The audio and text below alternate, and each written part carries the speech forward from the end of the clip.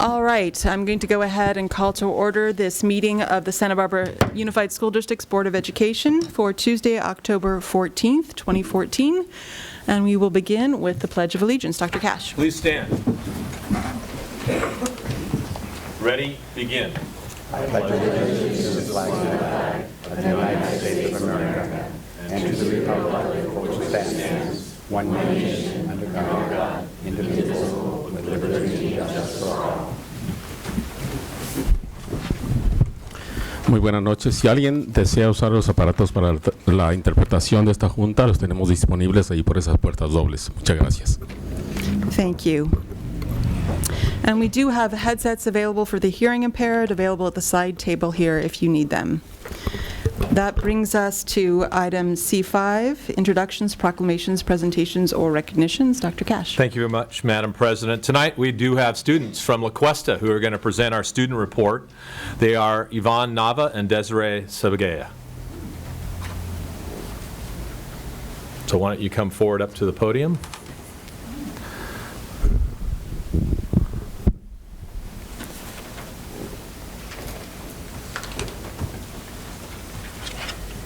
So Alta Vista's Middle College program is currently participating in SBCC's annual Great Books Contest.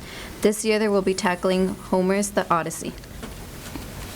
Quetzal Eastside program is currently working with an instructor from the Santa Barbara Museum of Art to produce altars for La Casa de la Raza's annual Dia de los Muertos celebration.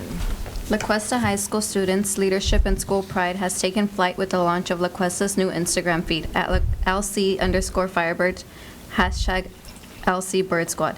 Be sure to follow us to see what's flapping. The art and leadership classes, in a joint effort, will create a Day of the Dead altar complete with homemade sugar skulls and letters to ancestors. In contemplation of our history, please feel free to add to our altar. Spirit Week is October 27th through 31st. Check out our EDU to see what to wear and be sure to join us for pumpkin carving and costume contests on Halloween.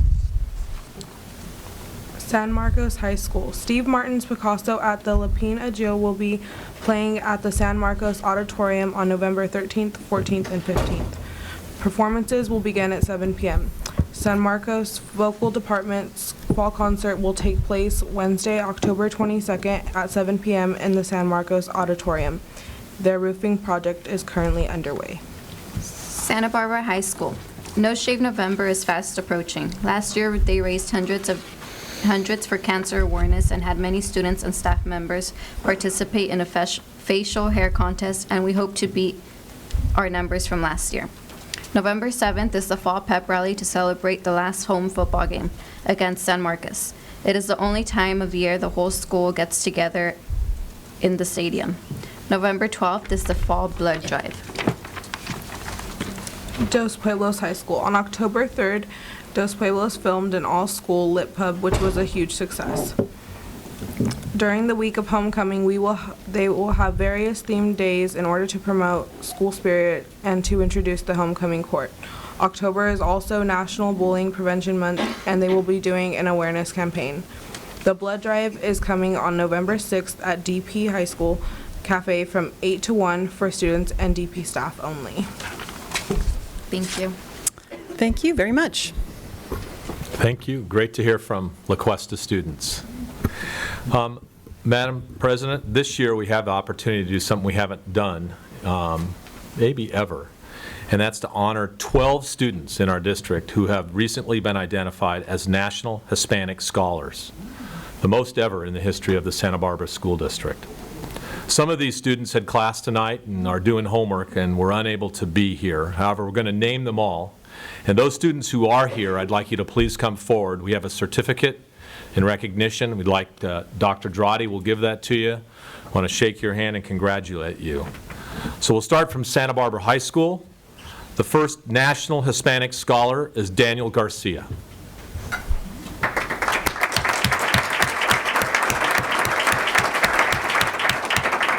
Also from Santa Barbara High School, David Zavalos.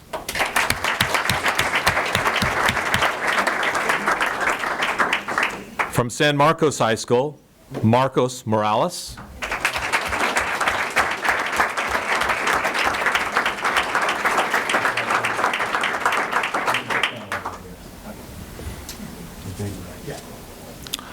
Also from San Marcos High School, Nick Schultz.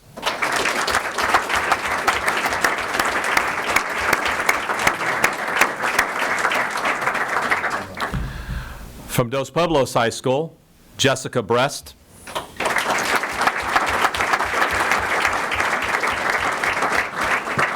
Forrest Brewer, also from Dos Pueblos High School.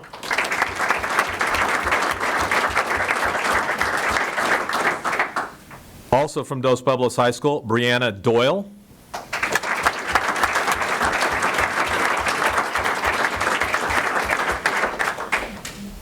From Dos Pueblos High School, Isabella Franco.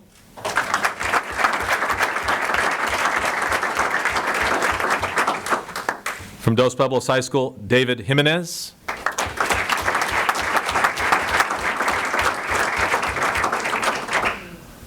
Also from Dos Pueblos High School, Pablo Saleta. Our very own Jose Saleta's son. Congratulations, Jose. From Dos Pueblos High School, Sati Smith.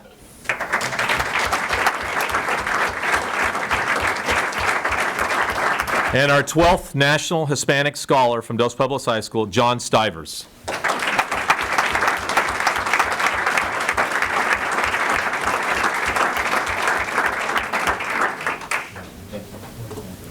For the public, this is an incredible group of scholars and board members. Yes, we've never had numbers like this. Thank you so much for the work that you're doing, students. And for those that aren't here, I hope that they take a chance to look at our video and hear their names called, and obviously they'll get the certificates as well. But thanks to you, thanks to your parents for supporting you, and to all your teachers. Congratulations. Thank you very much.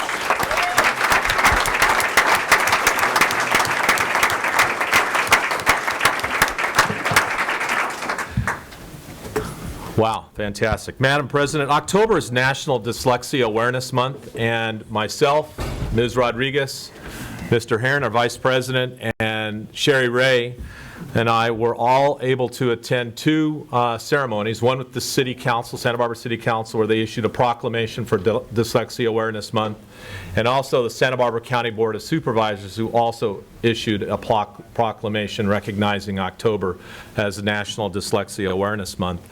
And a special surprise occurred at the county supervisor meeting, and that is our own assemblyman from our district, Doss Williams, came forward and presented Sherry Ray with a proclamation from the State Assembly recognizing her great work on behalf of all students, and in particular on behalf of students with dyslexia. I want to recognize the great work that she has done. We also have a display. Can we have her stand up so we can... Sure. Sherry Ray.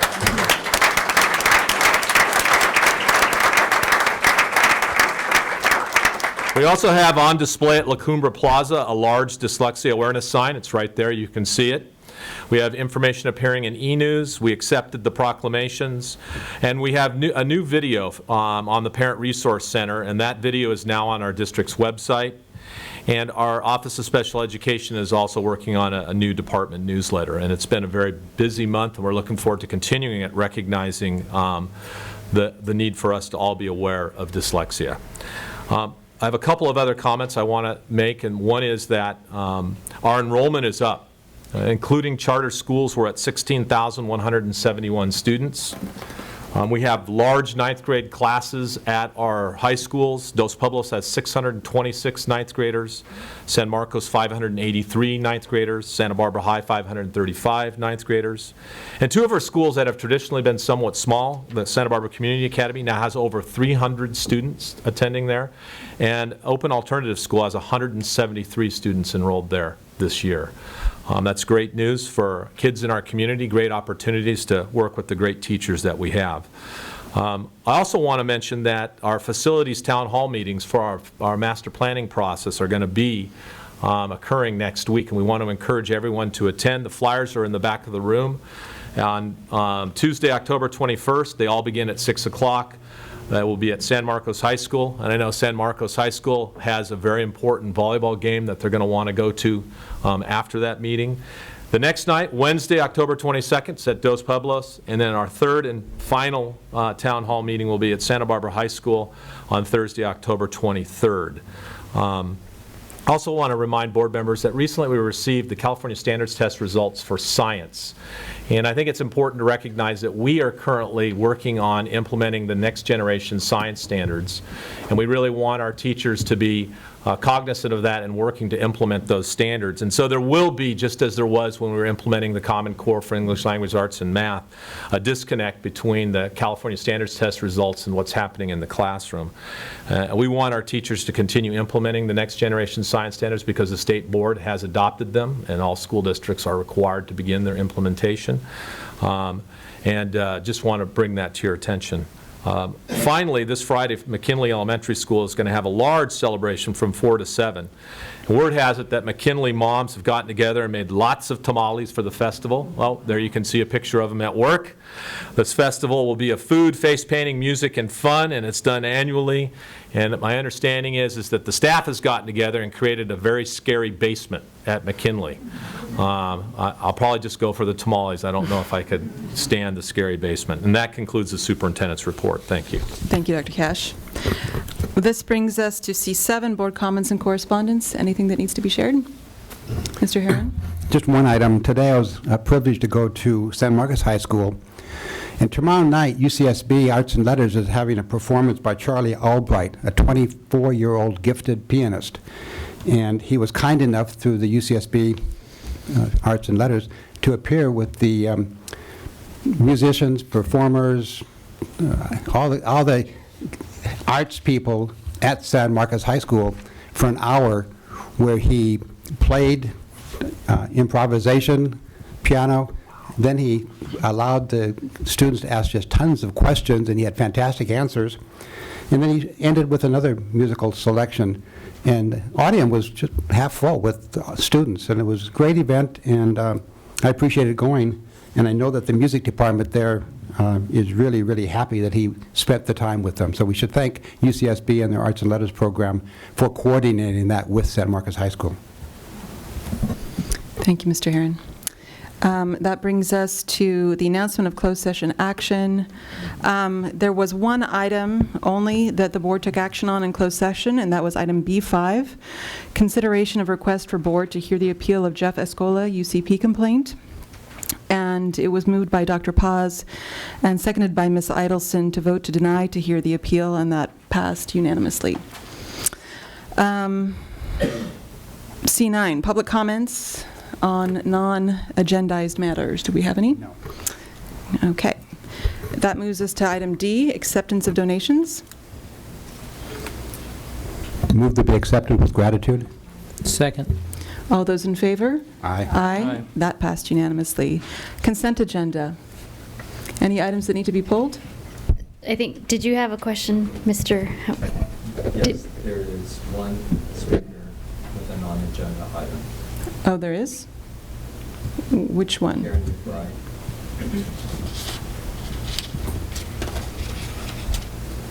Well, I don't have it, but There is one for, I saw one for Karen McBride. I think you might have thought that it was math.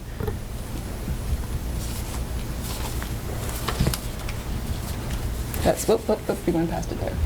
Math teachers, but not on, it says math Oh. teachers. oh, it said, okay, I'm sorry, it says math teachers, La Colina, Karen McBride.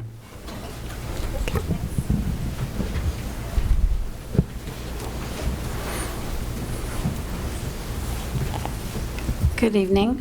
First, I want to say that I was just talking to my students today about the origins of the town hall meeting, and it made me really thankful, especially knowing I was coming here tonight, that we have this process. And it's been brought to my attention that the school board members don't always know what's going on in the schools if we don't come to the meetings and if we don't bring it to your attention. So I'm here tonight to talk to you and read a letter to you that the La Colina teachers have all signed in solidarity of the math teachers at La Colina. Excuse me. Dear Dr. Cash and members of the Santa Barbara Unified School District, we, the teachers at La Colina Junior High, would like to state our solidarity for the junior high math teachers who have recently been scrutinized and criticized by members of the school community, including parents.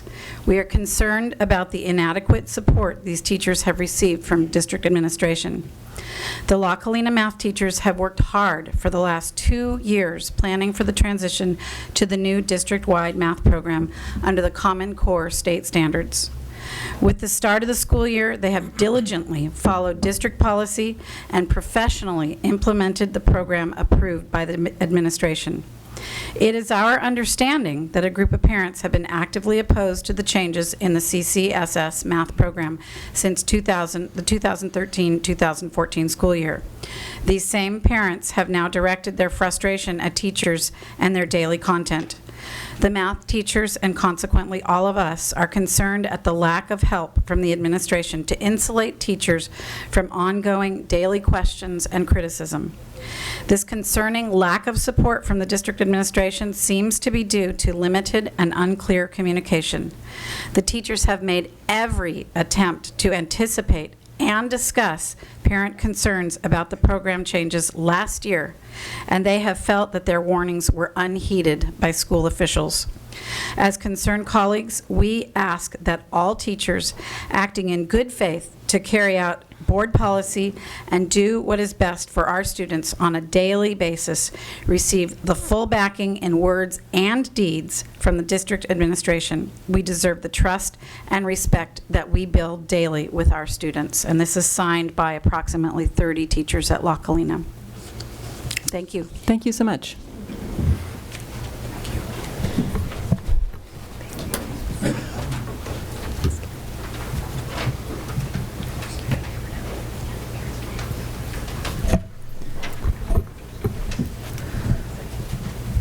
All right. Consent agenda. I'd like to pull E8 only to abstain. That's the personnel list. Okay, anything else? All right, can I have action on the remainder of the consent agenda, minus E8? I move to approve the consent agenda minus E8. I'll second that. Moved by Dr. Paz and seconded by Ms. Idelson. All those in favor? Aye. Aye. That passed unanimously. And now item E8. That's the approval of human resources recommendations. I move to approve human resource recommendations, item E8. I'll second it. All those in favor? Aye. Aye. Opposed? Abstentions? Abstain. That passed with approval by Parker, Herron, Idelson, and Paz, and an abstention by Ms. Limon. Thank you very much. We are now moving to our public hearings.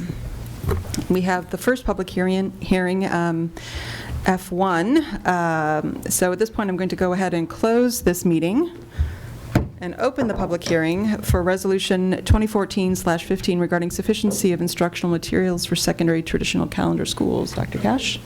Madam President, this is an annual item that the board is required to acknowledge that we do have sufficient instructional materials for the core programs, reading, language, arts, math, history, social science, science, health, foreign language, and laboratory science courses. Do we have any public comment on this? No. Anything that board members want to bring up? We will be doing a resolution on this shortly. All right, then I'm going to close item F1 and open item F2. This is the public hearing for the Resolution 1415-18 regarding sufficiency of instructional materials for elementary schools on a traditional calendar. Dr. Cash. This would be the same item for elementary schools. You've already reviewed the materials for our year-round schools earlier in the year. All right. Mr. Handel's here to answer any questions. That might come up. Okay, is there any public comment on this one? No. All right, or questions? All right, then unless you particularly have something to share, we will keep going. I do not. Okay, thank you, Mr. Handel. And I'm closing item F2 and reopening our meeting and moving to item G, the action agenda. First up is board action on student discipline, case number 2014/15-02. I move we approve the stipulated agreement for a suspended expulsion for one school year, which ends June 2015 for case number 2014-15-02. I'll second that. Moved by Mr. Herron and seconded by Ms. Idelson. All those in favor? Aye. That passed unanimously. And then, here we are moving on to our approvals. This is the approvals of Resolution 2014/15-16 and 2014/15-18 regarding sufficiency of instructional materials for elementary and secondary traditional calendar schools. I move to approve both the resolutions as presented. Second. All those in favor? Aye. That passes unanimously. And then we're moving to item G3. This is approval of resolution number 2014/15-17 in support of recognition of October as National Dyslexia Awareness Month. Dr. Gash. Madam President, this resolution is in support of recognition of October as National Dyslexia Awareness Month. I'm going to read it to the board. Could we also have it up on the screen? Great, Yep. thanks.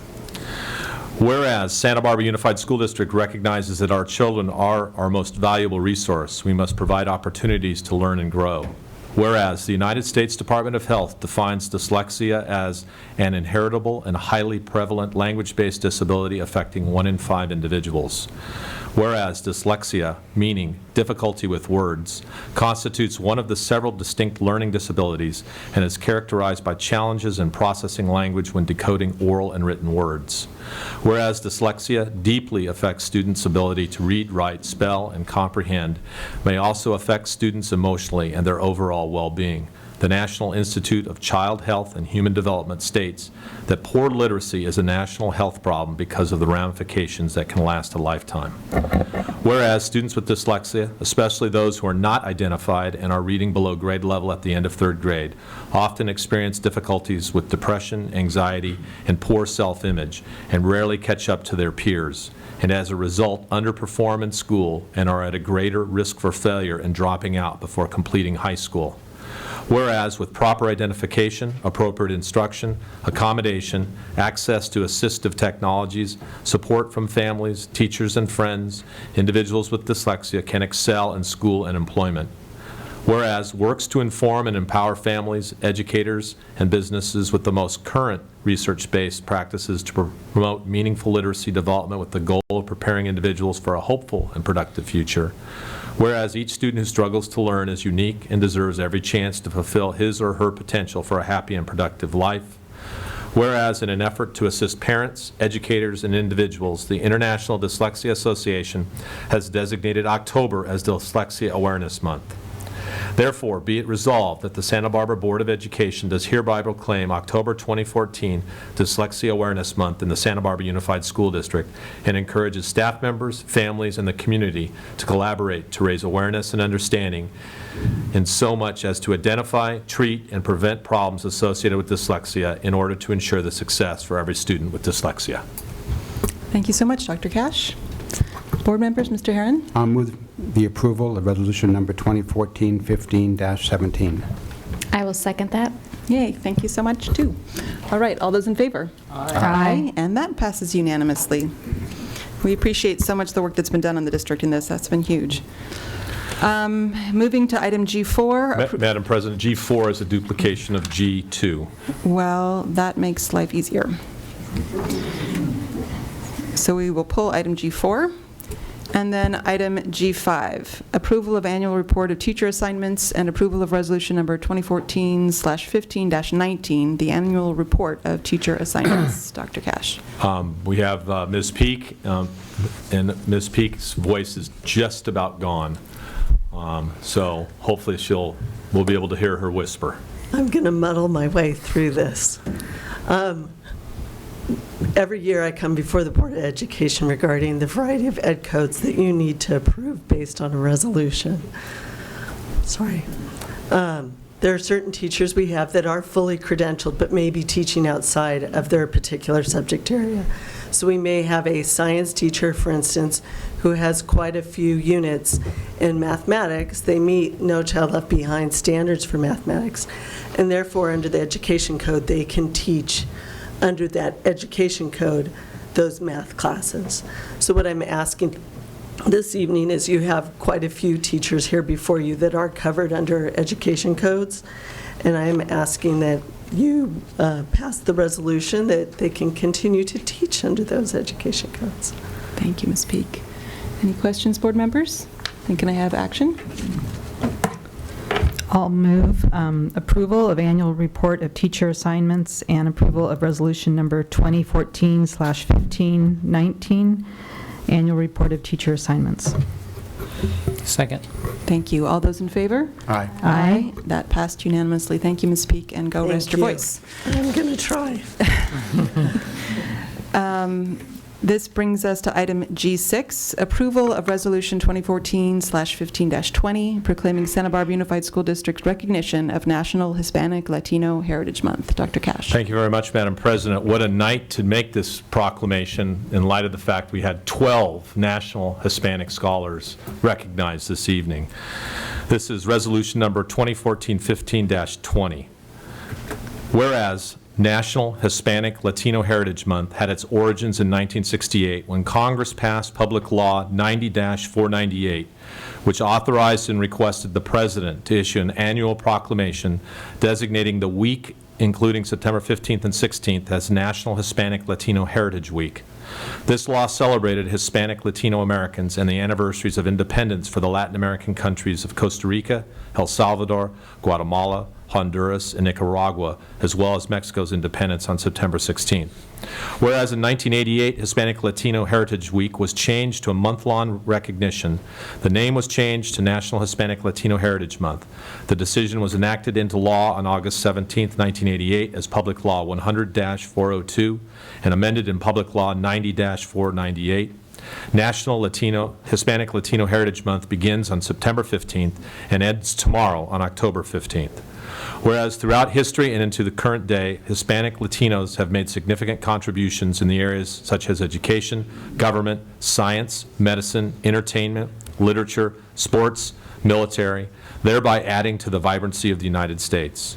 Whereas the Hispanic Latino population of the United States comprises the nation's largest ethnic or race minority, and census records indicate that in 2013, Hispanic Latinos constituted 17.1% of the national total population and 38.4% of California's population. In the Santa Barbara Unified School District, 59.5% of the district's students are Hispanic or Latino.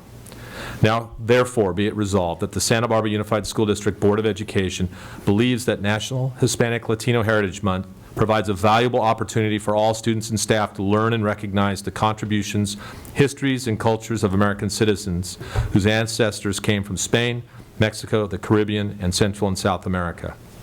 Passed and adopted at the regular board meeting on October 14th. Thank you very much. I would like to move to approve the resolution proclaiming Santa Barbara Unified School District's recognition of National Hispanic Latino Heritage Month. Second. Thank you. Moved by Ms. Limon, seconded by Dr. Paz. All those in favor? Aye. Aye, and that passed unanimously. This brings us to item G7. This is approval of exhibit on recruiting activities for Board Policy 5125.1, release of directory information. Dr. Cash.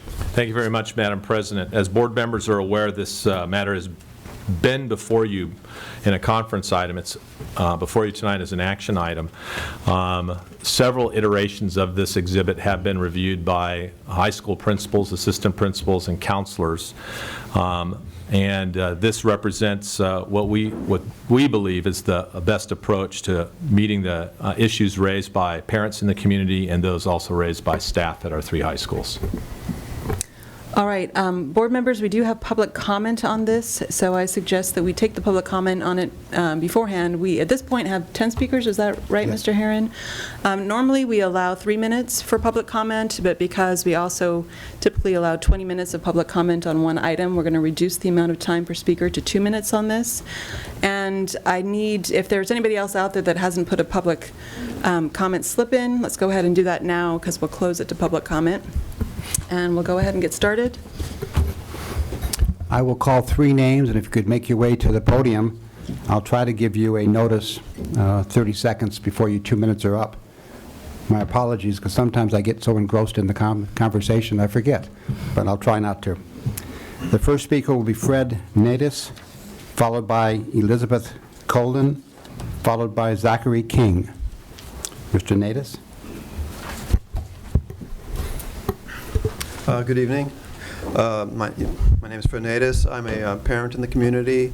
I also am a writer and an educator, and I have two children in the school system, a senior at Santa Barbara High School who's attending the meeting, in fact, and a 8th grader who doesn't realize the delight that is a school board meeting, so she's staying home, but she's at this Santa Barbara Junior High.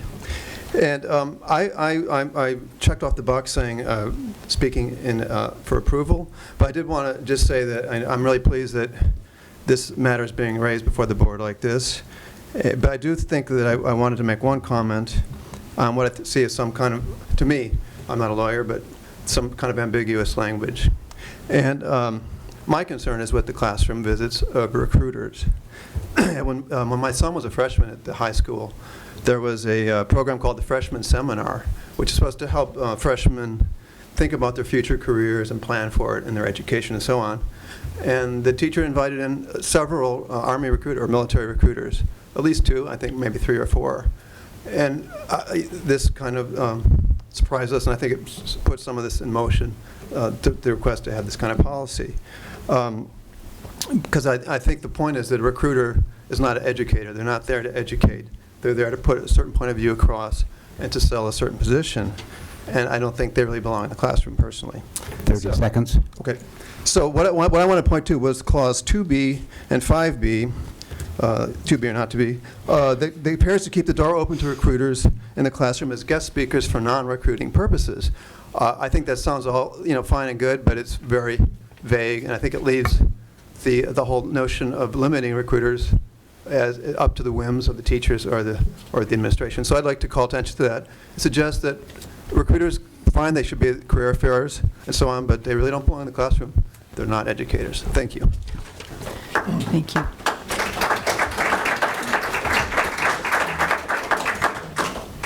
Elizabeth Colon, followed by Zachary King, followed by Lynette Arnold.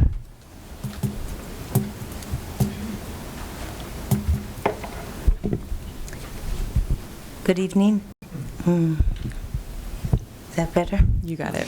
My name is Elizabeth Colon. I'm with the Veterans for Peace, Santa Barbara Chapter 54. And on behalf of the Veterans for Peace, I'd like to thank the board and faculty and staff who were very thoughtful in reviewing these needs and are appreciative of the distinction between the military recruiter and all the other recruiters. And that distinction is that all the other recruiters offer non-fatal career choices. In other words, you can't quit the job on 30 days notice once you sign up with the military. I'd like to thank everyone that was so thoughtful about the policies that are being considered for adoption, and we are available should any clarification be needed. Thank you very much. Thank you.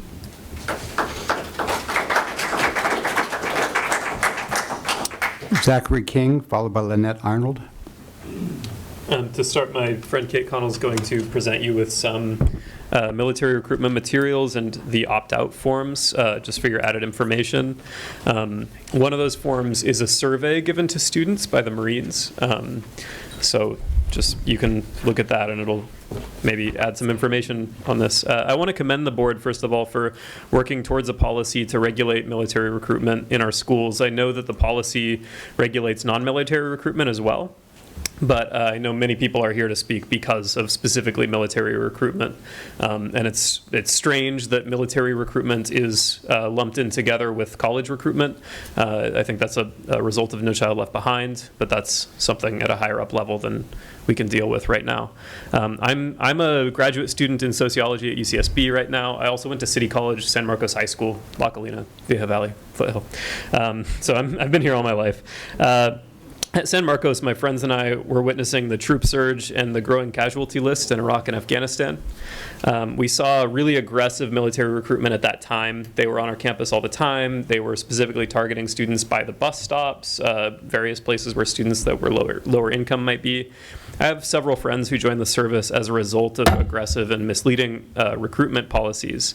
Some, due to trauma and injury, are still experiencing lifelong consequences. It's a really difficult and serious matter to consider risking one's life or taking the lives of others. It was always strange to me as a high school student that this matter was brought up casually 30 seconds. Encouraged by recruiters at our school without a lot of response from people working for peace or people that were concerned about the dangers. I appreciate the work Veterans for Peace did, but there just frankly wasn't enough. So thank you for instituting these regulations, but I hope that in the future we can work towards more regulation of military recruitment in our schools since it's such a serious matter. Thanks. Thank you.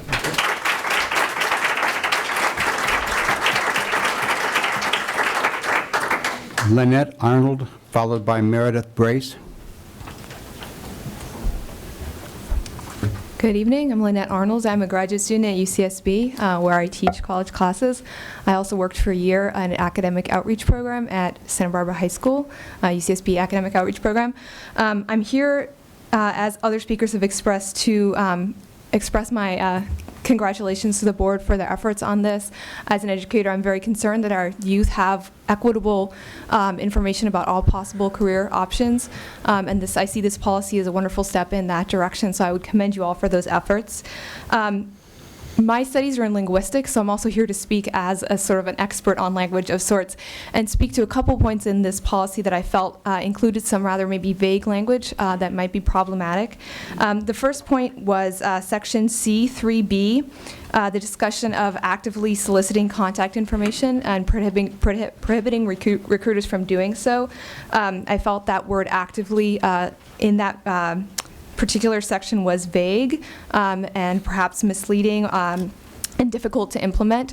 So I would suggest potentially removing actively altogether there, or for maximal clarity, replacing it with verbally or in writing, so prohibiting recruiters from gathering that information, soliciting contact information from students verbally or in writing. And I think this speaks to the survey that was passed out that you all have from the Navy there.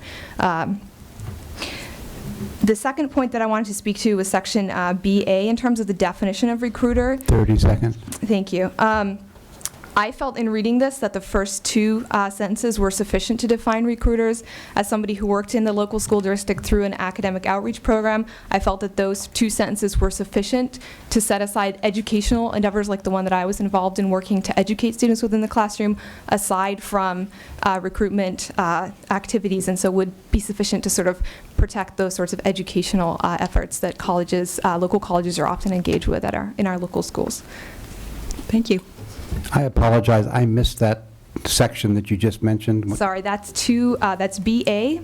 My recommendation was that the first two sentences of that section are sufficient and clear enough, and the third sentence adds unnecessary detail. Thank you.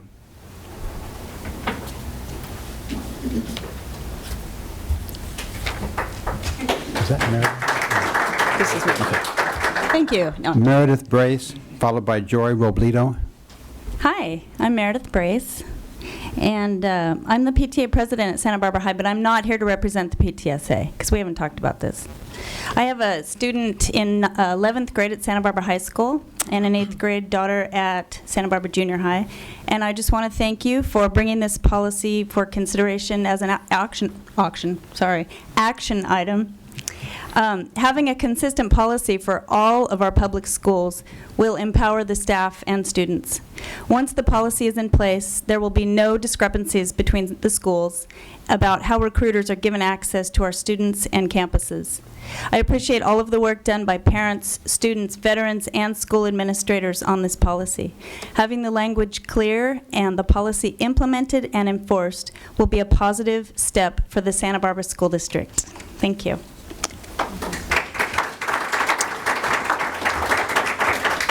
Joy Robledo, followed by Mary Johnston. Okay. Thank you, Dr. Cash and board members, for bringing this policy to the forefront. If you pass this tonight or in the near future, you'll be joining Los Angeles School District, San Diego School District, San Francisco, Seattle, Chicago, and others. And there's a good reason why these cities got it made into policy. I personally have been concerned about the wisdom of welcoming military recruiters to our campuses. More than 400 U.S. soldiers, young men and women, were killed in Iraq and Afghanistan in the last 10 years. I am speaking of soldiers that were only 18 and 19 years old. When they were killed, undoubtedly many were recruited on high school campuses. The military has at its disposal multi-million-dollar programs that teach recruiters how to appeal to 16 to 18-year-olds. Their program is a product of sales techniques and psychological studies that have formed the recruiter training. I feel like it's not a level playing field to have young students in contact with trained military recruiters. Decision-making of this magnitude, joining or not joining, should not be offered to students in high schools, in my opinion. It seems counterproductive to me for our schools to spend and labor over the years to produce healthy graduates, then allow them to hear promises from the military that sound good at first glance. It is a fact that promises made to the students can be broken by the military only, not by the young person who signs the form. This is stated in the contract. Thank you. Thank you.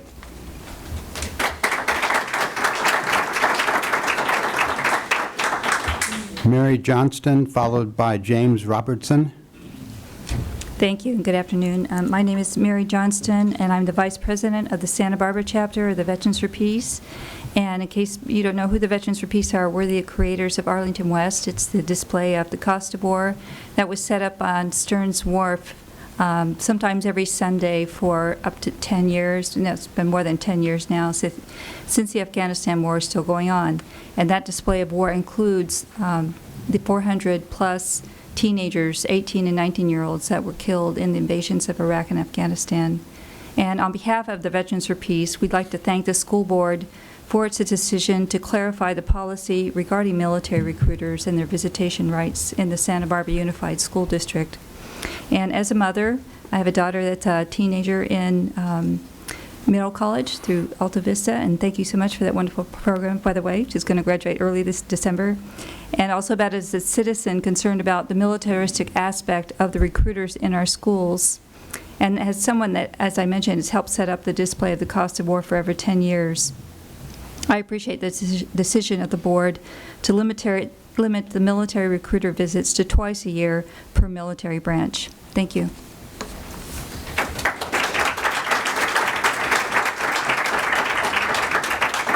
James Robertson, followed by Michael Cervantes.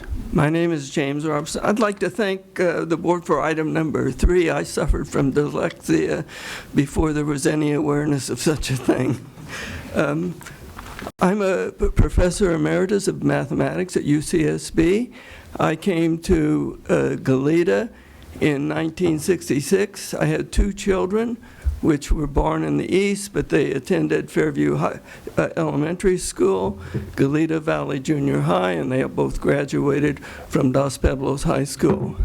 So I'm here talking mainly as a parent, and I feel that when recruiters come, they should give information to the students. They should not take any information from the students. I think this violates the authority and the obligation of the parents to be responsible for their students. So I think that basically you should not allow recruiters to take any information from students. Thank you.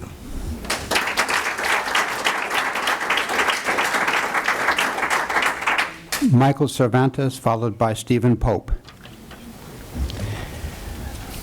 My name's Michael Cervantes. Good evening. I am a Vietnam War infantry veteran, and I've been working more or less on this topic since about 2004. I checked the support box on the card this evening because I am in support of your efforts and what you've done, and perhaps there's a possibility of adopting this policy that's written up. But I do have kind of a concern on the definitions part, B, A, recruiter. I think I may be maybe the third person to speak on this. The one lady spoke that the first two sentences were enough for her to identify things. I'm going to stretch it and say the next sentence: recruiters do not include individuals, agencies, or programs whose primary purpose is to provide general information or counseling on applying for college, jobs, scholarships, and grants. Now, that's fine, and that's basically the original language that I think we offered, and it's also what the Chicago Public Schools and Seattle Public Schools and San Diego Unified have adopted. But remembering from your discussion, I was here last time this topic was brought up, and it seems that you had a concern about the what I'm going to call college enrollers. 15 seconds. From a college, and I can see that you've written that third sentence here about recruiters do not include individuals, which do not include your college enrollers, but in the very next statement you contradicted yourself by calling them recruiters. For the purposes of recruitment is defined as someone whose specific role it is to provide information to students for the purpose of engaging the student in enlistment into their institution, which I think you're saying that they're being enlisted into City College. Thank you. And so, yeah. And then perhaps the other two mentions. You know, Thank you. actually, we have to Thank move you. on to the next speaker, but thank you. Stephen Pope.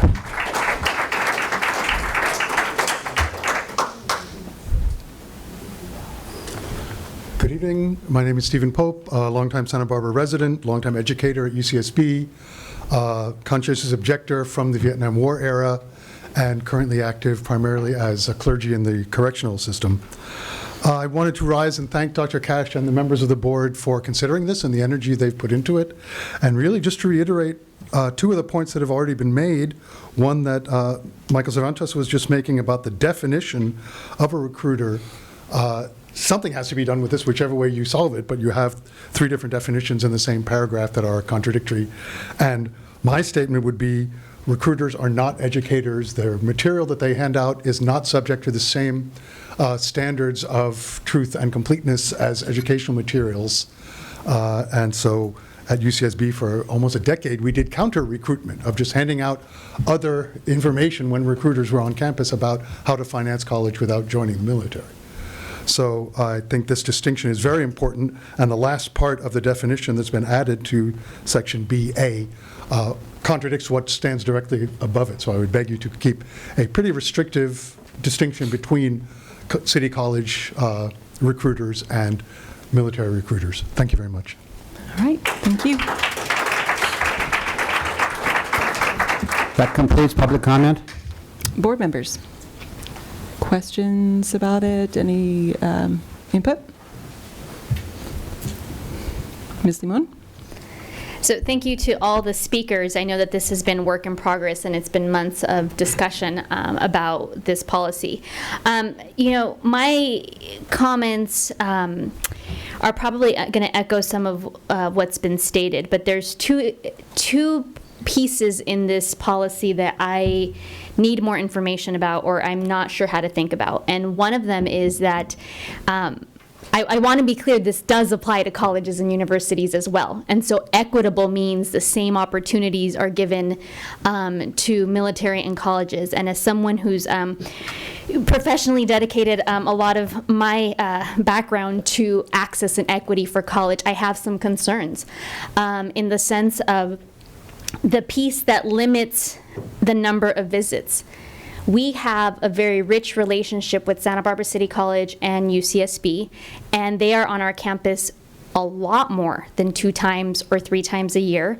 And they do a number of things. And when they do these things, they do financial aid workshops, they do orientation for our students, they work on the personal statements, they talk about their institutions, they talk about the applications, they do this in a cafeteria style, in an assembly style, in a one-on-one style. They do AB 540 nights, and I see them wearing their shirts and their logos all the time. And that's a concern to me, that we would limit the rich, I think, partnership that we have with, and I know it's other universities as well, but with Santa Barbara City College and with UCSB. And I read this policy, and I didn't see anywhere that reassured me that we would continue to allow that. And so I don't know how to think about that, because I think that's important for students. So I don't know if we can think about that, but then there's a second piece, and so I don't know. Do you want Dr. Cash to address that? Because, I mean, that's actually already our policy is 2 visits. So if you want to, I don't know if you want to. Or do you want me to say my second point? Do you want both points? Whatever you'd like. Why is there 2 visits? Well, this isn't so much about 2 visits as much as it is about their, I mean, do we have to then do an MOU with SBCC and UCSB? Because the truth is they're on our campuses so much more than twice a year. And this policy, as it reads, would limit that. And it would limit opportunities for our students. Well, I think the key will be in defining what each of those visits means. Okay, so that was under the definition of recruiter. So then I think that needs to be, I think we need to spend more time trying to figure out a definition. It says very clearly, recruiters do not include individuals, agencies, or programs whose primary purpose is to provide general information or counseling on applying for college, jobs, scholarships, and grants. Well, and we could, I think all the agencies we've discussed, including the military, can make the argument that their primary purpose is to also talk about colleges and jobs and the benefits that you can get. So I just want to be clear. I mean that. So am I understanding you to say that you would like to see Santa Barbara City College and UCSB spelled out in the exhibit? I would like reassurance that we will be able to have Santa Barbara City College and UCSB. So if that means spelling it out, then yes. If that means an MOU, or if there's something, if there's other language. Yes, I think that would actually probably need to be addressed somehow in a different MOU, because No Child Left Behind is clear that we treat all colleges, all college recruiting activities the same as we treat military recruiting. And so I think if there's, and I mean, certainly for City College, as essentially, we're a feeder to Santa Barbara City College, I think that we can define a special relationship there through an MOU. I don't know that we can do that so directly with UCSB, but I think that we would have to have a legal conversation, a conversation with legal counsel about a separate MOU that's outside of this policy, because this policy has to address all colleges the same. Has that conversation happened with legal counsel? No, it has not. Okay. So then there's probably some hesitation on my part right now until we have an answer, we have more information. The other piece that again, because this applies to military and universities and colleges, is that the piece about contact information, in and of itself, one of the things that I think is really hard for anyone who's worked at schools is to limit what students do versus what their parents want them to do. And so I know we have a prior consent form that parents fill out, but I'm not sure students know what their parents would like to do, and so students make a choice to give out their contact information, regardless of what the form says. But the other piece that I think about is, so I'll give one example. I know the Santa Barbara City College Running Start program comes to our campuses and asks for information, for student contact information. And that information and that contact yields to an appointment about the program, a summer enrichment opportunity, financial aid information, funding for a summer enrichment opportunity, and the ability to take additional classes. So again, this is another piece where if we limit who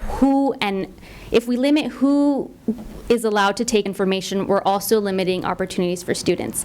And I have a concern with that. I think, I don't know a quick fix for that, because I feel like, well, I would hope that students would only do what their parents want them to do, but that doesn't happen, and would not give out their information. But I also feel that saying you can't come onto our campus and have a follow-up informational meeting hurts students. I absolutely hear the comments that are being made about, well, if it's military, but the truth is that we're also talking about colleges and universities, and I think we could do even better with our college going rate in our community. And so I'm not even sure that I want to see that drop, because we're not allowing students to think about the opportunities. Overall, I'm supportive of this, but I do feel we need more clarity before moving forward. And those are, I guess, my two bigger concerns, but I don't know if my colleagues share any of those concerns or if I'm alone in that. Well, and two things that I would say on that is, I think that that's probably, and Dr. Cash can certainly address this, why the word actively was added to actively solicit, because we recognize that that colleges in particular may have a piece of paper on their table that says, would you like further information about attending Middlebury College? And do we want to block students from being able to do that, to sign up for that? If you say that the Marines can't do it, then UCSB can't do it. And so, hence that wording. But I also just want to go back on the two-visit piece. And we're talking about this as if this were something new. But the reality is that for at least 2 years, we've had a district-wide practice and protocol for recruiting in the Santa Barbara Unified School District. This is codifying it at the board level. And what it says is that all recruiting organizations are limited to visiting a school twice each school year. So that's already technically in place. And so I don't know about, the interpretation in terms of City College or UCSB, but regardless, if we want to continue the way it's going, we need to have a separate conversation with legal counsel about how to do that in a way that follows federal law and can also help us restrict recruiting activity on campus. Dr. Paz. Yeah, I mean, I would love to recognize the role that City College and UCSB play, because they are in our backyard, but I'm a little fearful of having them spelled out in this policy and in particular, because they as a campus, not that it's going to happen, could cease to exist tomorrow, could cease to exist 2 years from now, and then what? Or we could have another campus move into the area, all of a sudden have Antioch could take a bigger role than what they're playing right now. And what about them? So I would like to explore how we could do this in a separate MOU and work towards clarifying that role a little more spelled out in terms of that, so that it doesn't necessarily conflict with this policy and we're following it and we're still providing equal access to all of the entities that are listed within this. Okay. Mr. Herron? I also had circled that actively solicit to try to get an understanding of what that means and why it was put in there. But also, I would add Westmont, Antioch. UCSB is at Harding. I mean, daily, aren't they, practically? Yeah, absolutely. And so I could argue they're not there to recruit, but you got UCSB walking around teaching, and Westmont puts on programs for our teachers, at Westmont. Antioch works at OAS. Are those recruiting? Would that be stopped because of this policy? No. Yeah, and so that would be my clarification, is what are those activities classified as if it's not recruiting? If they've got the Antioch shirt on, they've got the Westmont shirt on, they've got the UCSB sweatshirts, water polo, football, whatever. I mean, I'd hate to see any of that stopped. So I don't know if this stops it or not, but I'd hate to see it stop. It would not stop that. Ms. Edelson? In a situation, if a separate MOU was set up for some of the other colleges, what would prevent an MOU being requested by a military recruiter also? Right. Absolutely nothing. Right. Okay. Nothing would block that. So you open the door to all possibilities. You do, and so you'd really need to think about what is the special relationship between the Santa Barbara Unified School District and City College, for example, which is really quite clear, and perhaps to UCSB if that can be defined. All right, so, yes, Mr. Hammond. Tonight we approved an agreement with UCSB taking our third graders swimming out on campus. Yeah, part of that is recruiting. I think they make it very clear that look at our campus, and they take them around and show them the campus. Yeah. Is something like that going to be stopped? It only applies to high schools. Okay. Right. All right, board members, what do you want to do with this? Do you want to take action on it tonight? Do you want to take, the actively solicit? Actively solicit, what does that mean? Was that what I was saying? Exactly what Board President Parker stated. So in other words, there have been cases in the past where, for example, military recruiters or college, visiting college recruiters have gone around with a clipboard and said, sign this if you want to, da-da-da. And this is instead more passively. If you have it at your table and you, as a student, decide that you want to have information, from a particular college, that it's okay to have that at the table. That's the difference between passive and active. So, Ms. Limon. Dr. Cash, so you said that, our concerns about the university and college pieces don't necessarily, are covered in this. Can you point me to the language that you feel covers I did. that? The definition of recruiter. Can you do that again, please? Yeah, absolutely. Do not include individuals, agencies, or programs whose primary purpose is to provide general information or counseling on applying for college, jobs, scholarships, and grants. Under no circumstance would I, as the superintendent, allow a military recruiter to state their primary purpose is to provide general information on counseling or applying for college. Their primary purpose is enlistment. So I appreciate that. I guess my next question is going to be, does legal counsel feel that way? That sentence covers everything, because I think that's really what we're trying to. I'm fairly confident, and I can ask counsel if the board directs me to, but I'm fairly confident counsel would say, what is the plain meaning of those words, primary purpose? What does it mean? And because that's what the law would do, would look at any language and say, what is the plain meaning of it? And I think the plain meaning of what the primary purpose of the military recruiter is to enlist students, not to inform them about scholarships and college opportunities. I think they do that, but their primary purpose is to fill enlistment quotas. And that's how I would interpret it as your superintendent, and how I would direct the principals to do so as well.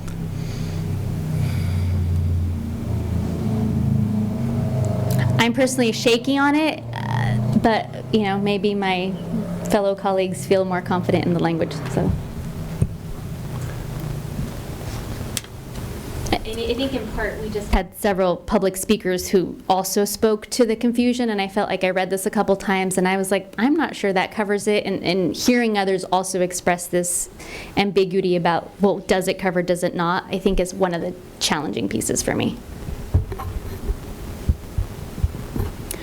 I will just chime in on this particular paragraph that I felt like, as did some of the speakers, everybody was sort of at a different place in the paragraph where there was an issue, but for me it was the blue sentence.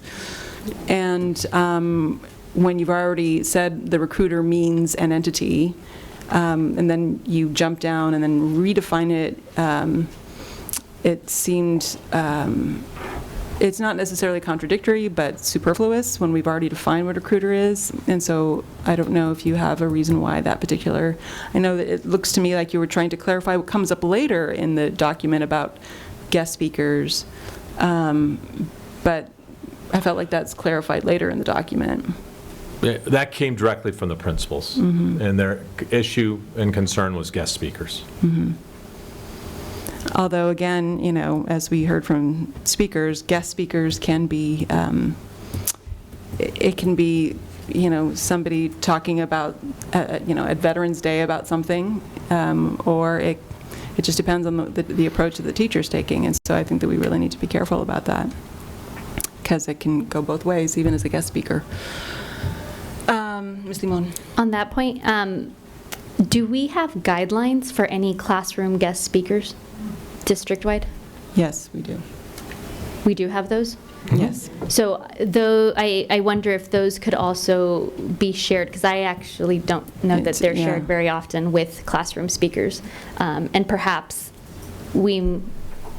I don't know if, Dr. Cash, can you send those to us? Yep. Just so we can revisit and determine whether they need to be revisited in light of this conversation for a And future it's not agenda? something that would be shared, I think, with the speakers. It would be shared with principals and teachers. Oh, I was actually thinking something for speakers, as far as like so something that is given to speakers, like these are the guidelines of a Typically, classroom. no. The guidelines are, you know, who could come, what can they talk about, when should they be there, what's appropriate. It's more about guidance to staff in the schools. Is there value in considering guidelines for speakers?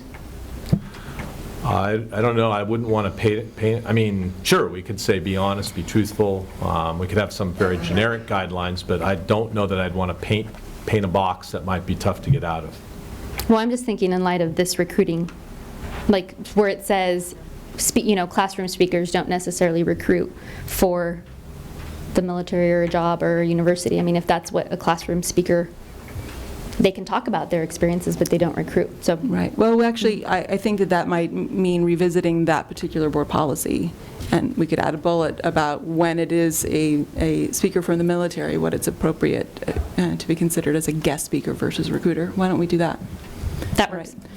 Okay, so, and I'm sorry, I don't have that board policy number off the top of my Boy, head. I'm disappointed. That's rare. All right, any other comments on this? Does the board want to take action tonight? Do you want to wait until we have to see from legal counsel? I mean, the reality is we already have this protocol in place. So do we want to take action on making it an official exhibit to Board Policy 5125.1? Or do we want to just keep the unofficial protocol in place until we can also, say, accompany it with an MOU regarding, you know, what local schools we can include with it that are post-secondary? How do you all feel? I guess Mr. Hain? my answer to that would be, if we adopted this tonight, would that stop anything in its track that is currently being done by UCSB or City College? No.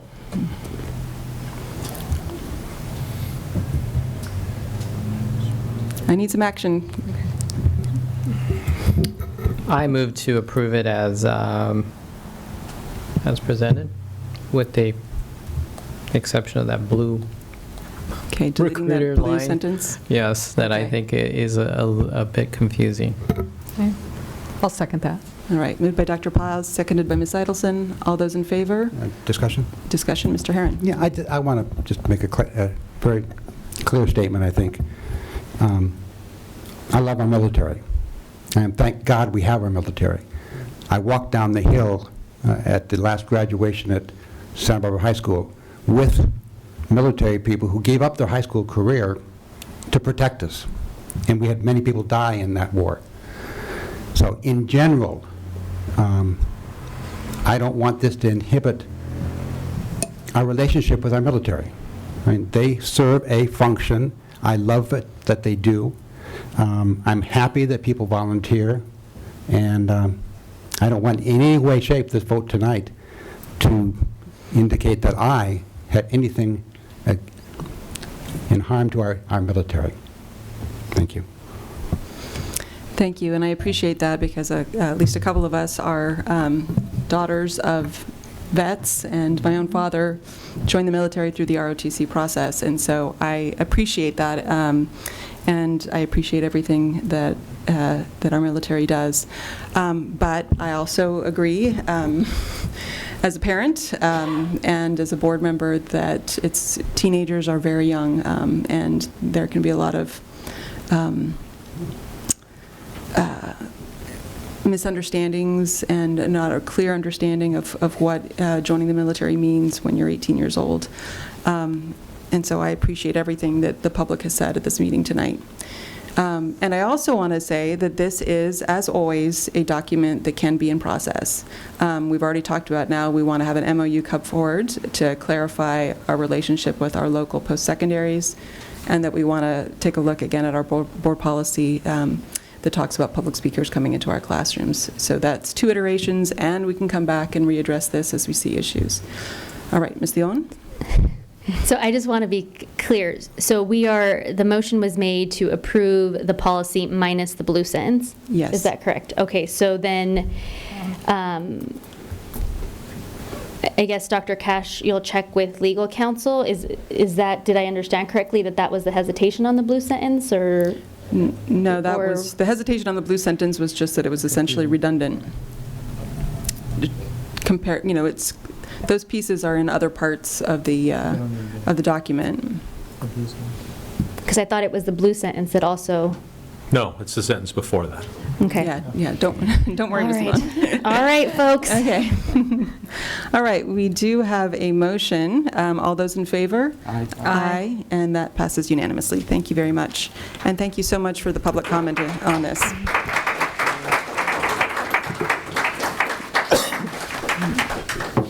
This brings us to item number G8, the approval of resolution number 2014/2015-21, and this is the endorsement of ballot measure S on the November 24th, 2014 election, and that's the Santa Barbara City College bond measure. Dr. Cash. Thank you very much, Madam President. Before you tonight, you have the resolution, as you have described, to support ballot measure S in the November 4th, 2014 election, and I'd like to read that resolution. Yes. Endorsement of ballot measure S, November 4th, 2014 election. Whereas measure S has been placed on the November 4th, 2014 ballot by the Santa Barbara Community College District, SBCC, for consideration by the voters of the district. Whereas, if passed, Measure S will authorize SBCC to issue bonds up to $288 million to implement facilities projects as specified in the measure, which will include repair, renovation, and retrofit of existing college facilities.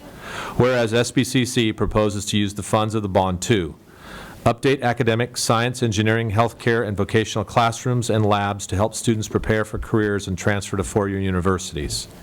Upgrade student services to provide essential support for students' academic success and support for returning veterans transitioning to an academic environment. Upgrade technology and labs for career education and advancement, including fields such as engineering and health science. Replace leaky roofs and decaying and aging facilities. Replace aging, deteriorated facilities with renovated classrooms that are compatible with today's technology and meet current safety codes. Update technology and energy efficiency. Improve access for students with disabilities.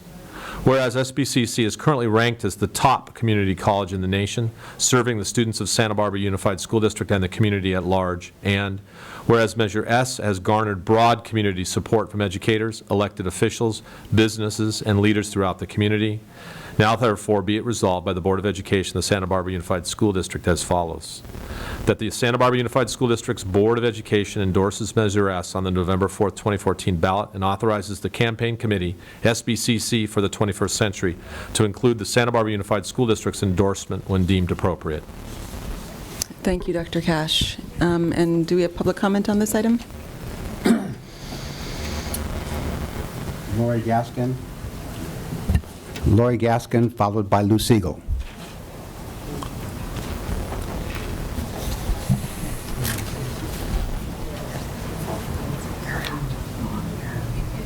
Good evening, Board President Parker and members of the Board of Education, Dr. Cash, and support staff. My name is Lori Gaskin, and I have the privilege of serving as president of Santa Barbara City College. And most importantly, as institutions of public education, SBUSD and Santa Barbara City College share much in common. We have an absolutely unwavering commitment to access and an egalitarian structure that embraces everyone. and equalizes the opportunities for everyone. We believe in potential and maximizing that potential for every one of our students, and we believe in opportunity and maximizing opportunity for everyone. As well, and because of those congruent values, we, SBUSD and SBCC, share much in common. Most notably, we educate 2,000 of your students through dual enrollment every semester. And most notably, nearly 50% of your high school graduates attend SBCC in the subsequent fall. So our connections are robust and strong. But we also share a few other things that are equally as noteworthy: chronic underfunding and the inability to maintain and upgrade our extensive facilities. As you know, there's only two ways that public institutions can do that, both K-12 and community colleges. One is through a statewide capital outlay bond, and we have not had one in this state since '06, and our governor has indicated that he is unsupportive of one. The only other option we all have is to go to our local electorate, and indeed that's what Measure S is doing. And I just wish to express sincere appreciation to all of you for considering this resolution and for championing the notion that we need to be unified as local educational institutions. With me this evening to again express appreciation is President of our Board of Trustees, Lisa Macker. Thank you very much. Thank you. Lou Siegel. Yeah, my name is Lou Siegel, and I think some of you know me. We had a fun time 2012 during the election. I think the outcome is apparent because you're sitting there and I'm standing here speaking to you of that election. But yeah, I want to speak about Measure S, and I want to speak about this agenda item. And you know, I could actually concur with what was just said. I support Santa Barbara City College, and I support their mission, and I also support that they probably do have infrastructure capital improvement needs now that need to be attended to. However, do we need a $300 million bond issue that extends 13 years, that the bonds are sold in 4 series, $70 million every 4 years up through 2027. So more than half of this bond doesn't get sold, doesn't get issued, doesn't get sold, and the money doesn't get spent until 9 and 13 years from now.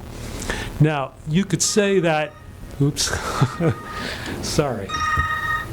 You could say that we know how the money is going to be spent 9 to 13 years from now, but I doubt that's true, because we're going to be looking at a future board 10 years from now, and probably the people on the board today won't be sitting on that board. So we're going to be counting on people we can't even identify to spend that money.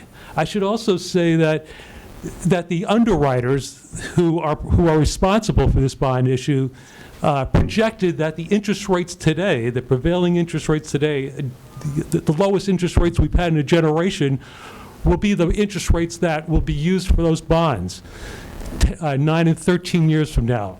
Now, I just want to go over this agenda item. I mean, I can't argue. Update academic science, engineering, healthcare, student services, technology, repair leaky roofs. That's all great, except that's less than half of the 280 million. You know, what's admitted here is 50 million for a sports center, for another 30 million for a cafeteria, replacing the shot and wake centers, which are off campus. That's already almost 30% of the total bond issue. 30 seconds. Okay, so I also just want to say that this 21st Century, which is going to use your name, is primarily funded by architects, builders, bond lawyers. All this money is coming from people who have benefited from this from Measure V, which was the Santa Barbara City College bond issue measure that was passed in 2008.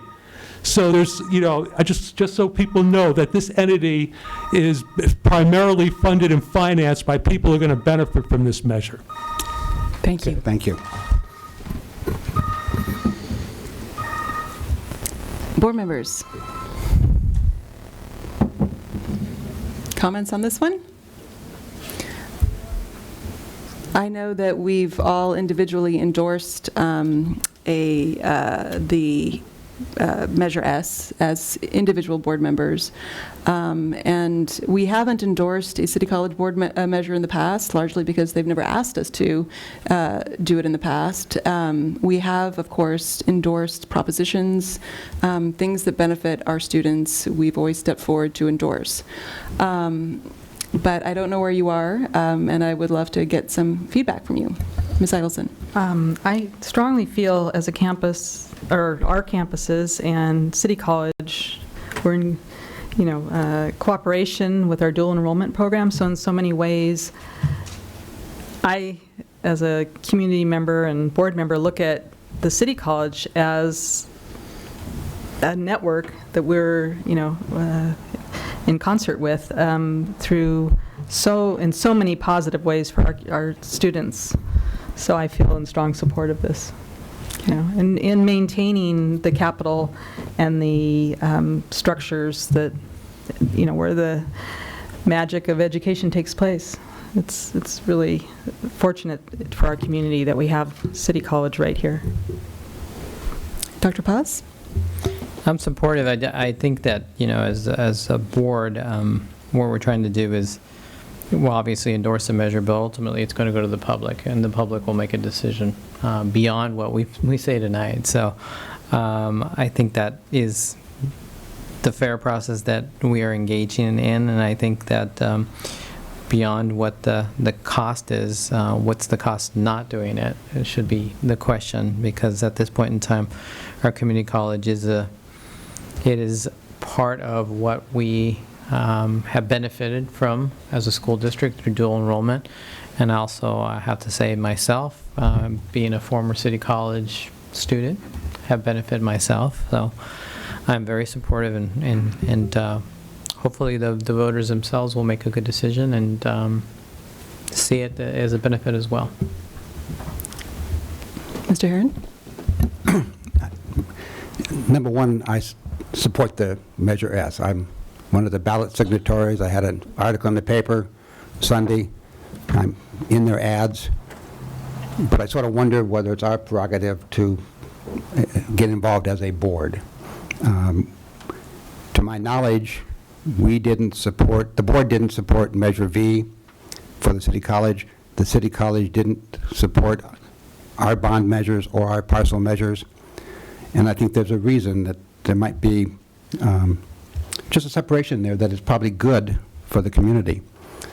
And I can only speak from our experience up here that if I do vote for this, it's with my open eyes that we can't determine what the interest rate's going to be for the next 13 years.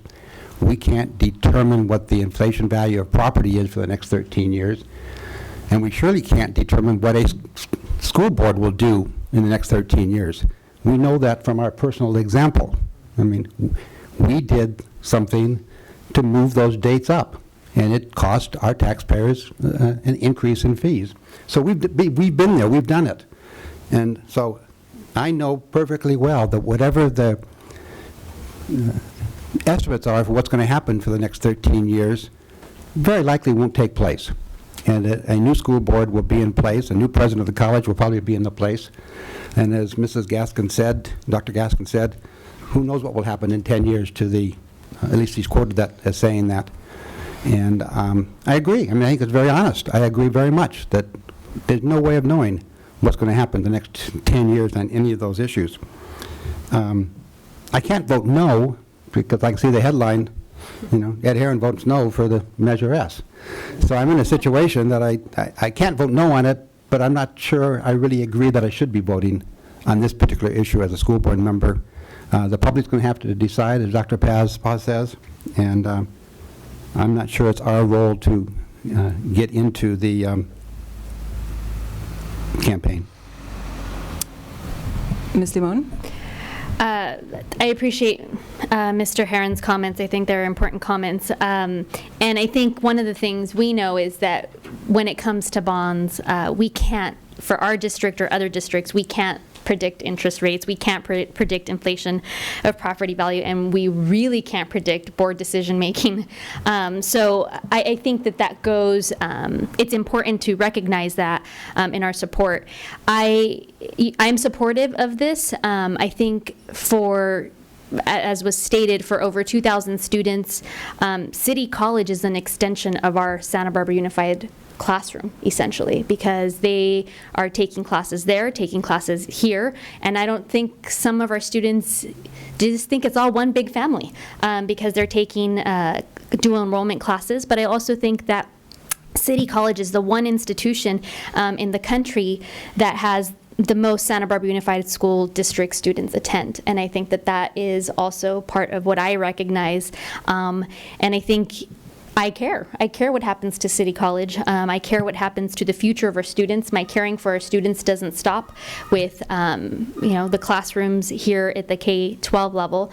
And the one piece that I don't know that I have a whole lot of deep or rich conversation about, but is, does this set a precedent for the board to consider other ballot measures? Because this is actually, I think, one of my first, that's a local one, a local bond ballot measure that we've supported, and I don't think that's a bad thing. I actually think that there's a lot of other school districts across the state that do this very regularly, but it is my first in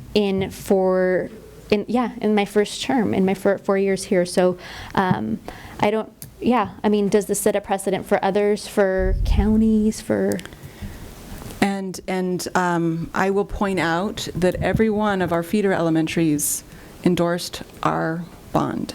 So I actually think it's really important that we establish, if we agree with the bond measure, that as we turn around and ask, for example, our feeder elementaries to support our bonds, that we not be surprised that essentially our post-secondary feeder asks us for support. And we would likely turn around in the future and ask them for support for bond measures, and where they can agree, I hope that they would vote to endorse that.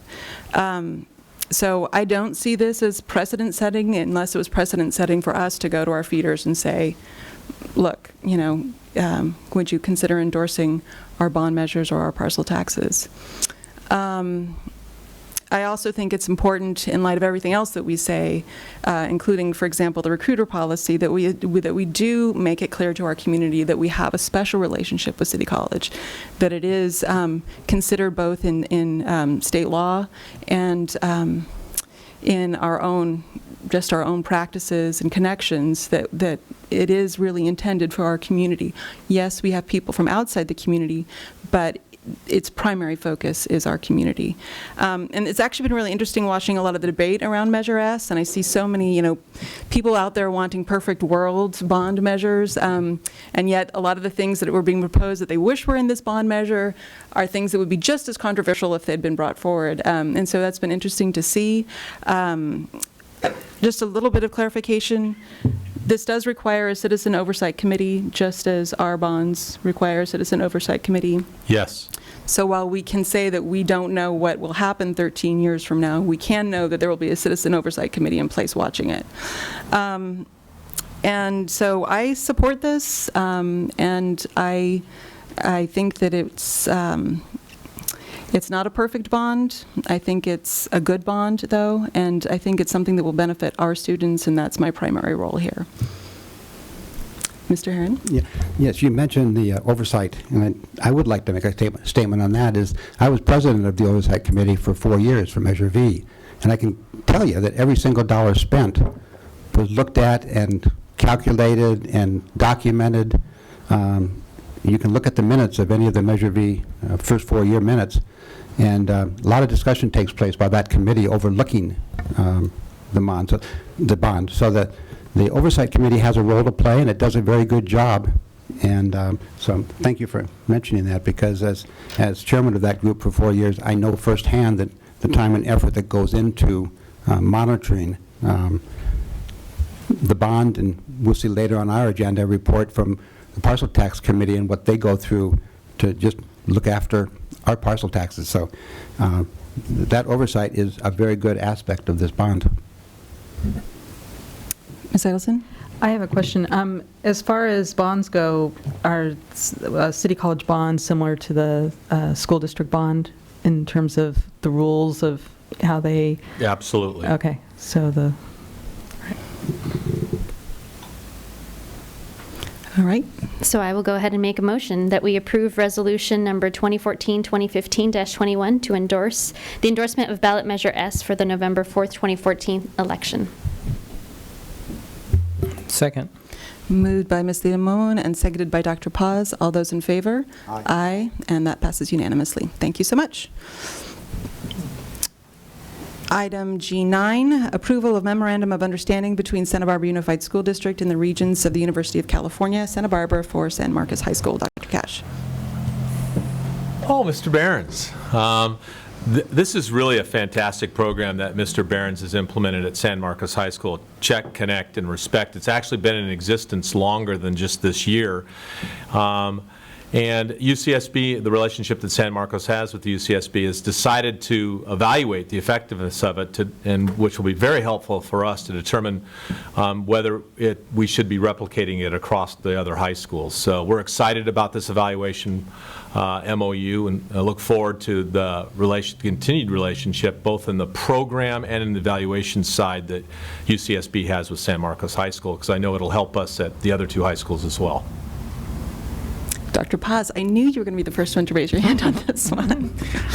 I'm supportive of this. I just, we've had a number of items that have come up since I've been on the board that have a research component, and a number of them have been to, related to UCSB and UCSB doing some research.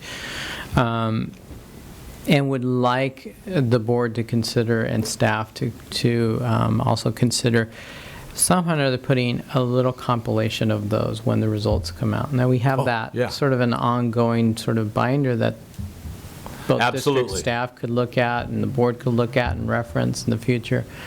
And that would be really helpful. Your idea, I don't know when you said it, but your idea about creating a calendar with very specific reportable data, we're in the midst of doing that right now, and this would be part of that. That would be great. I would love to see something like that, because then that, obviously, the whole purpose of this is to drive good work and continue to drive it in a positive way. So thank you. Any other comments on it? Can we have a motion? I make the motion to approve the memorandum of understanding between Santa Barbara Unified School District and the Regents of the University of California, Santa Barbara for San Marcos High School. I'll second that. All those in favor? Aye. That passed unanimously. Moving us to item G10, approval of supplemental educational services provider contracts for the 14-15 school year. Dr. Cash. Thank you, Madam President. This is an annual item that's before you. It comes out of pupil services, student services, and Mr. Turina is here to answer any questions if you have any regarding provider contracts. May I have a motion? I will move to approve the supplemental education service provider contracts for 2014-2015 school year. And a second? Second. Any discussion? All those in favor? Aye. That passed unanimously. Thank you. And finally, on the action agenda, G11, approval of the Certify software subscription. Thank you. This is a part of our CalPADS reporting requirement. We want to guarantee the accuracy of all the data that we get from our school sites. And in the past, this has been done in a manual way in which the errors are reported back to the school site by one individual in our Educational Technology Services Department. And this is going to help us ensure that the reporting is done in a systematic and systemic way so that the people who are responsible for inputting the data get the error reports quickly and are able to respond to them quickly. Any questions about this? I'll move approval of the Certify software subscription. Second. All those in favor? Aye. Passes unanimously.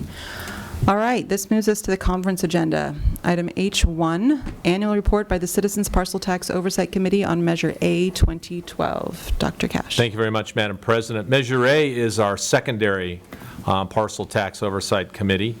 Dr. Ben Drotti has been our staff facilitator on that, and he's going to introduce the item. Thank you. I would like to invite Mr. John Reed, our committee president, to come present the results. Thank you, Dr. Jody. Thank you, board. Thank you, staff, for supporting the schools and the commitment you have. And this partial tax, again, helps the secondary schools reach their goals. And I was invited to come and join the partial committee this year, and was elected to be chairman. So glad to be here and helping out, giving back. So we passed it in November 2012. It's a 4-year tax against all the parcel owners, and there are exemptions for senior citizens. But it's to supplement grades 7 through 12 in our unified school district, junior high schools and high schools, in math, science, technology, music, art, theater, and foreign language. We are an independent committee made up of public citizens, and we established ourselves to monitor the funds and ensure compliance bylaws. And I'd like to thank the school for giving open access to any and all information, and also providing a place for us to meet. The current, go back one. The members appointed by the board were myself, Sally Tannenbaum, Tony Vallejo, Maya Upton, Carolina Nicholson, and there are 2 vacant spots. So I heard a lot of people talking about Measure S and concerned about how that may go if it does get passed. So this is the opportunity for people in the public to get involved if you really care about it. So if you want to start, get some, your feet wet on a measure, come join Measure A, talk to Barber County about your opportunity if you feel so inclined. Measure A financial results came in on a positive with a little left over for next year, and that'll happen every year. It's hard to spend the exact amount on teacher salaries and equipment and other things. But total $2 million spent. It went to good things, and we'll get into some of the details. We expanded foreign languages in the schools and arts at junior high schools. And we expanded the music and theater programs in the junior high schools with lots of preschool activity going on. You have to get up pretty early, and there are a lot of dedicated students out there that want to put their drama and art skills to work. Reduced the 9th grade math size class, which will help with the Common Core and understanding this new transition. Measure A also helped with equipment. A lot of technology went into the schools that I got to visit. Big display screens and computer carts and instructional supplies for math and science and instructional methods. They have technology teachers that can come in and teach the tenured teachers that may not be up to date on all the technology, how to use it and best teach the kids and help them understand the material in more deeper level. And also more supplies for art. Go ahead.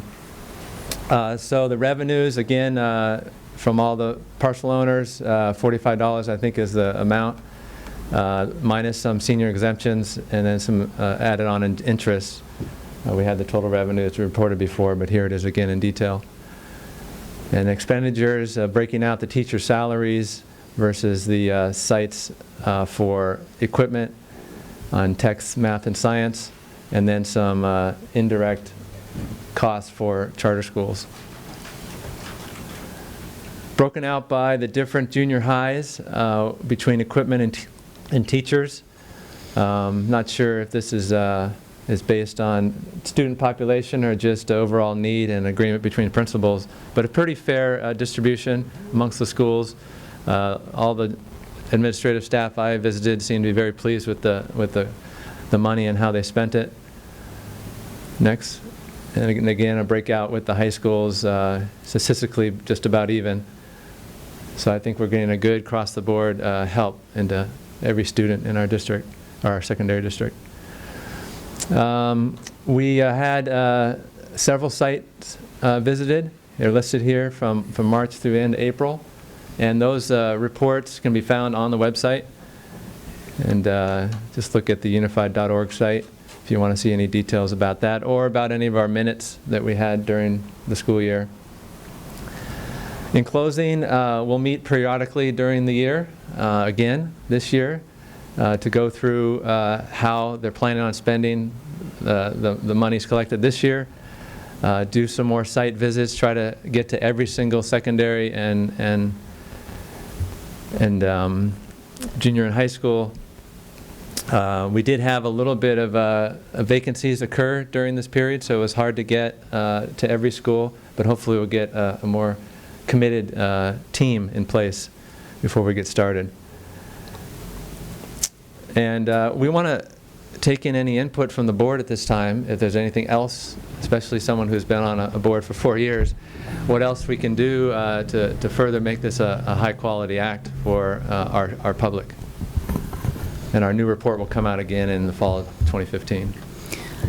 Thank you, Mr. Reed. And what I would say just is a special thank you, given that you are an understaffed committee at this point, and seeing the number of schools that you personally went to visit, and I really appreciate that. Although I also think it gives you a nice perspective on the similarities and differences between the schools. You can get to multiple sites, but we recognize, especially as a volunteer citizen, that that's a big time commitment for you and for the other members of your committee, so thank you so much.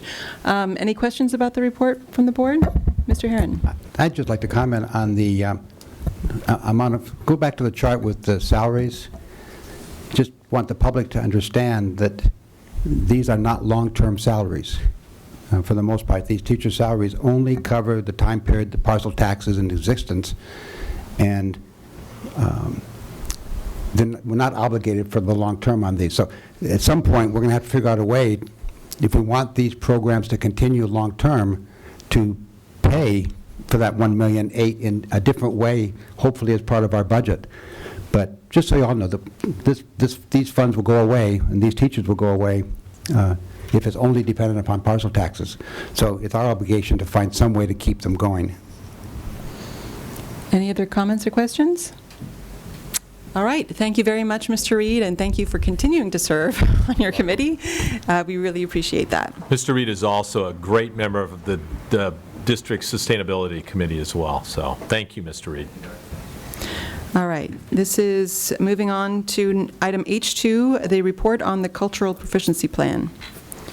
Well, all 4 of these conference items are going to be introduced by Dr. Drotti. That's why he's sitting up here. Thank you, Dr. Drotti. Thank you, Mr. Tadashi. Yes, as we go through this, I first like to lay out the problems that exist, and so that we have an understanding of what we're trying to target in terms of a cultural proficiency initiative in the district. And then I'll talk about the goals of cultural proficiency, and I'll describe our plans and outcomes of how we will do the work. Most academic data you'll see will show an achievement gap between Black and Latino students in comparison to white and Asian American students.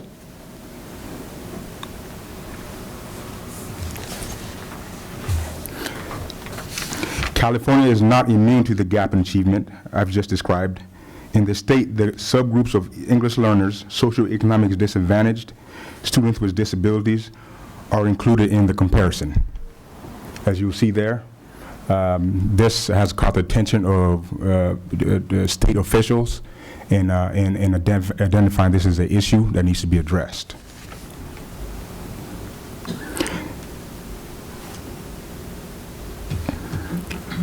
The data has further revealed that while controlling for poverty, white students still outperform African American and Latino students.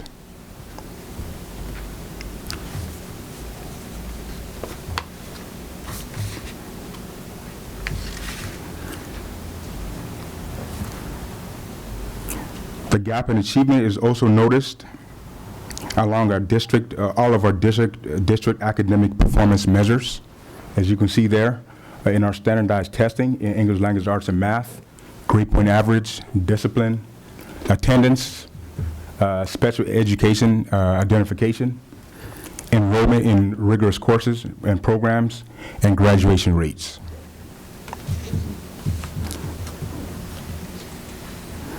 Again, even at the local level, the data indicates while controlling for poverty and also parent education level and home language, the achievement gap persists between race, ethnic groups in question.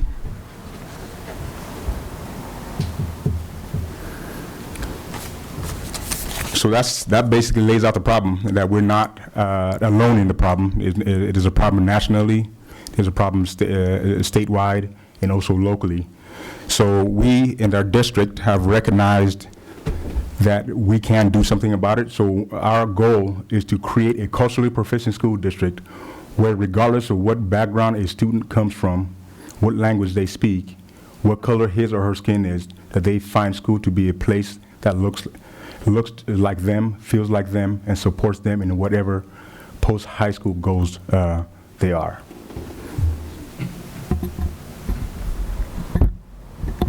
Our goal is to create a culturally proficient school district where, regardless of, the SBUSD will demonstrate that students' race, ethnicity, language, socioeconomic status are not predictors of academic opportunities for or outcomes, making it possible for SBUSD to achieve its mission to ensure the educational success of all students. Through high expectations and commitment to excellence, and to empower them to reach their full potential as responsible, ethical, and productive citizens in a diverse, changing world. Our focus of conversation in our cultural proficiency initiatives will be around the academic indicators, such as a smarter balance and assessment that our students should be exposed to, the next generation science standards, AP exams, IP exams, SAT, ACT, CELT, PFT exams, the KC exam, and also GPA. Those are currently the indicators that we look at to identify which students are being successful and which ones are not. We're also going to look at where students are placed in terms of access.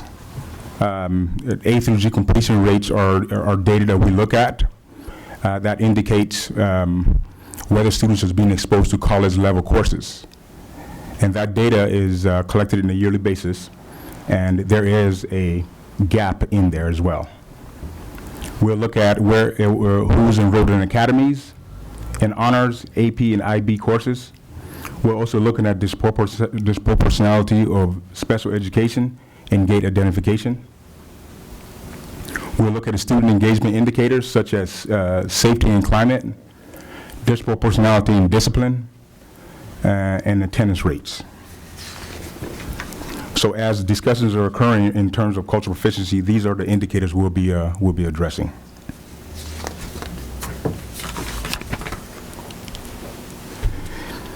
I wanted to read this statement because we think the leadership of sites and district is probably the most important aspect of arriving at where we need to be. A culturally proficient leader influences others to make changes in their values, beliefs, and attitudes. Challenges and supporting others to build their capacity to confront difficult socio-cultural problems in their community and take them on successfully is a priority for leader intent on fostering culturally proficient behaviors among others. The leader needs allies in their school community to support the necessary conversations in identifying and addressing barriers to opportunity. That's the second portion of that is very critical, because as you were talking about identifying cultural barriers to success that are manufactured in our system, that's a very tough conversation to have, and we feel that a leader has to have people on the site as they engage in these conversations. Allies would include students that understand, that can also identify the barriers, parents and community members, other educators. So it's very critical that those constituents are engaged in the discussion.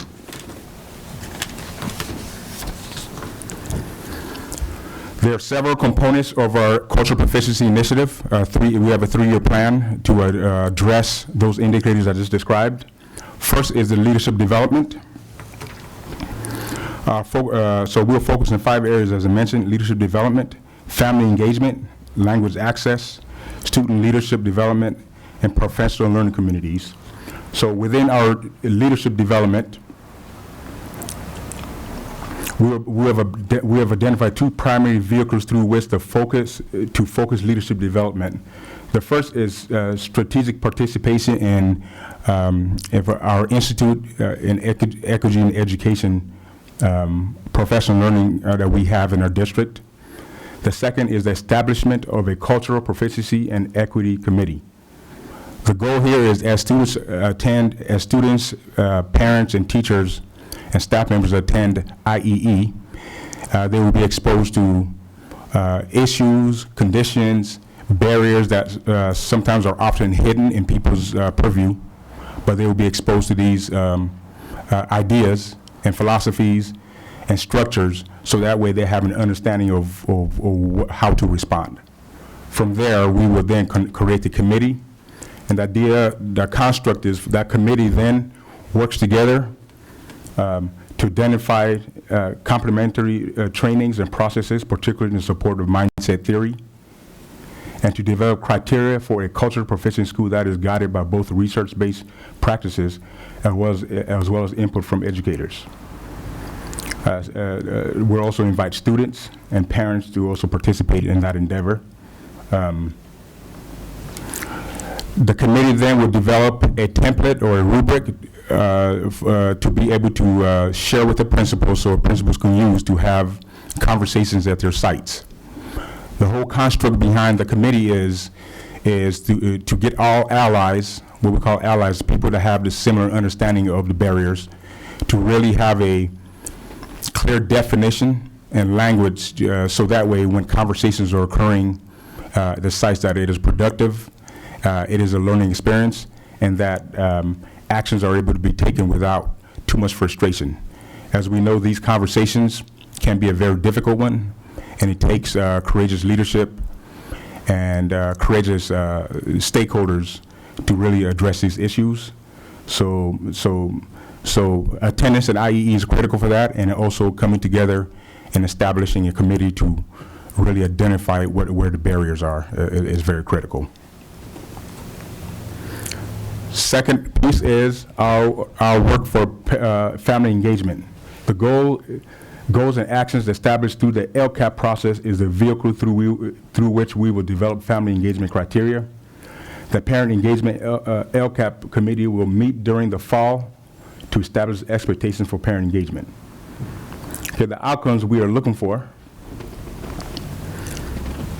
are to establish a district criteria for approved parent engagement activities. We currently have a lot of activities that each site adopts for parent engagement in varying degrees. Some are good, some are not so good. But what we're going to do is really, but this process requires us to really vet these programs and identify rubrics or indicators which we feel are allow for maximum opportunity for parents to be engaged. And once that's established, then principals really have a clear understanding of what they need to do on their sites. So that way it's not one person's opinion on what a good parent engagement activity is, but it's actually a committee of people that understand the expectations and have gone through the discussions and have vetted some of these programs. Another goal of ours is to the language access program that we want to initiate for interpretation and also translation. Interpretation is a difficult task if done the right way. It requires a lot of training and expertise, and if one just throws somebody in that position without really proper training, whether they understand the language or not, the experience could be dangerous, could not serve the students as well, or parents as well, or students as well. So a well-trained person that understands interpretation and the environment that will allow for people to be feel good about the response or what's being talked about is something that we need training on. So we will create the conditions for that. Our translation services as well. Just because somebody knows how to speak a certain language does not necessarily mean they know how to translate. And a lot of times we confuse the two. We're thinking one is the same as the other, but it's not. Translation takes a technical skill and knowledge And it also, our attitude of just expecting interpreters to be translators is also a piece that we will address in the cultural proficiency plan, because as we make those decisions, are we actually considerate of the recipients of the translated product or the translated product or the interpreted product? So that's a cultural proficiency conversation to ensure that we put our best foot forward for all, to respect all of our constituents.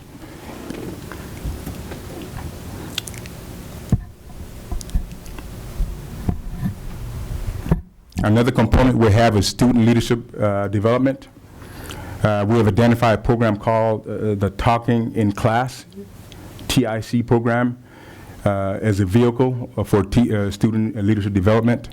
A lot of the issues addressed in the cultural proficiency are societal issues. Sometimes students may understand and may not understand, but a lot of times our students live in that environment, and they bring home their understanding of the world to the sites, and there's a lot of conflict often that occurs because of that. Our students actually recognize that there's an issue.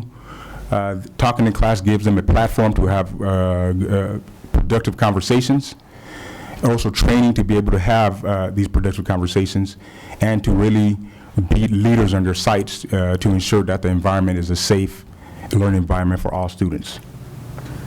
Our goal, we've had experience with one school already that's very successful, and our goal this year is to take that experience to the other 2 high schools and eventually expand that to the junior highs and the elementary schools.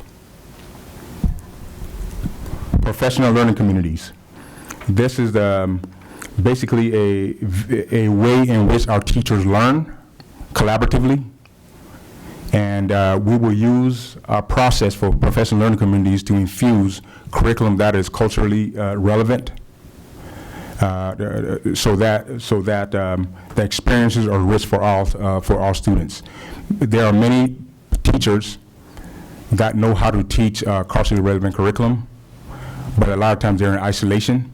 So the PLC process allows for teachers to collaborate and to ensure that the curriculum that we intend to teach is that the experience is district-wide, not just specific to a teacher. And so we're going to use the talents of our teachers to ensure that we are guaranteeing some of these experiences. We're maximizing the experiences with most of our students. So that takes conversation, and we will infuse the cultural proficient curriculum with our teachers through that process.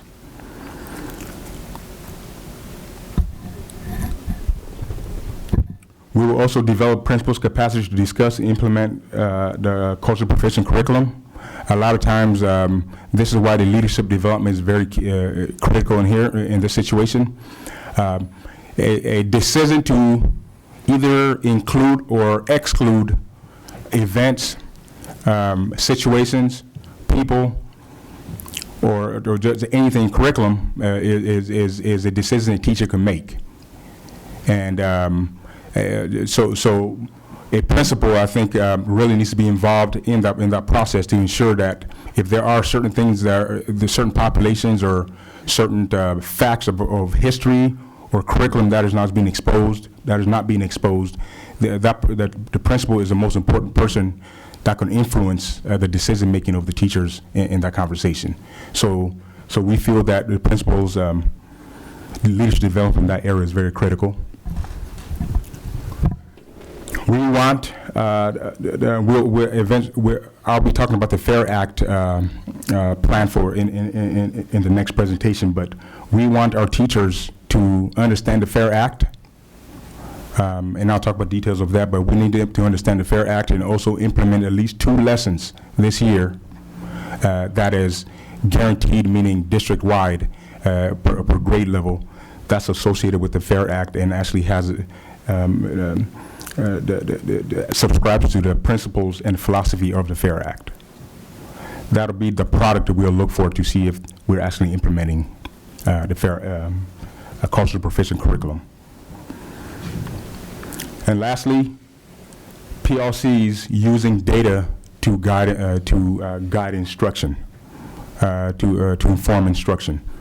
A very, very critical piece in our teaching profession, in our learning profession, that teachers, administrators, staff use data to help identify which students are struggling, which ones are not, and actually have a response that would allow for growth. This requires a lot of collaboration, a lot of discussions, a lot of planning amongst staff members to ensure that we're actually looking at data to help inform our instruction. What we're saying as a part of our professional learning, as a part of a cultural proficiency plan, is participating in such an activity and being engaged in activity. We're going to identify that as a part of being culturally proficient, because we feel that going through that process will expose areas that we need to improve on. Not being involved, we're stuck because we won't be able to qualitatively or quantitatively look at how we can respond.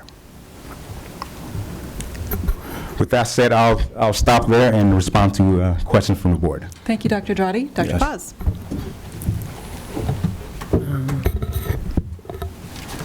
So one thing I'm very curious in knowing a little more about, as you move forward, you don't need to answer this question tonight, is when you look at the family engagement piece and you look at establishing a list of district-approved parent support and engagement programs for principals to select from.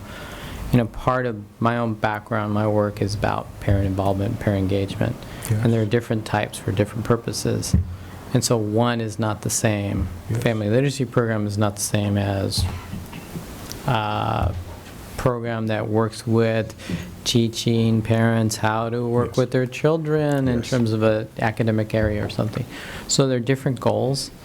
And so I would love to know more as you move forward what that looks like. What are you looking at in terms of that? And I would actually share with you, I do have a PowerPoint presentation on this very topic. So I am happy to share, and it breaks down the areas in a nice rubric, a way of looking at it in terms of parent engagement and what they are, and local examples as well in terms of what those would look like as well. So I'm happy to share that. Just wanted to put that out there, and I also wanted to note that I'm very happy to see that you are using data to push this all forward. That is an important piece, because without that you don't necessarily know where you begin and where you end up. So thank you. Thank you, Dr. Paz. Other board members? Mr. Herron. At the last meeting, we went through a matrix. Will that matrix be used to look at some of these things? Will that be where we see the results of this? Yes. Thank you. Yes. I will just add two things. One is thank you for this update, because this is a big part of our strategic plan, and I appreciate everything that we're doing to monitor that plan being pushed forward. And the other is just a quick question on the Talking in Class. Is that a club? Is it a class? Is it a curriculum for a class? It is a curriculum for a class. It was developed by Just Communities. So is it running as a separate class, as an elective, or is it part of an existing course? They incorporated with the student leadership So it's like classes an at one of the ASB? high schools, yes. Okay. Yes. All right, thank you. But you can essentially select any student body or number of students you want to Right. incorporate that with. Yeah. So back when La Cuesta used to be variable sites, satellite sites, one of the programs that we brought on was Just Communities Talking in Class, where we took students from every site and started to envision what would a single site look like, how would it look for them, what do they see it to look as far as their comfort level. So that was a really good strategic thing that Kathy Abney did in regards to having that consolidation from variable parts of our city to become what it is now, on one site, including everybody from our district. So I found value in that class when I was, for that program from Just Communities. Great, thank you. Any other comments on it? Yes, Ms. Dimon. And I'll just say I'm thankful for the presentation. I look forward to really seeing outcomes. I think some of these projects are long-term projects, and I don't think that we should expect to see anything in 6 months or even 12 months.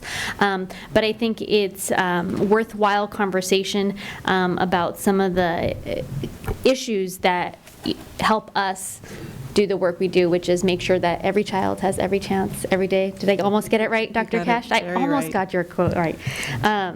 So I think that that's important work, and I look forward to seeing updates. Great. Dr. Paz.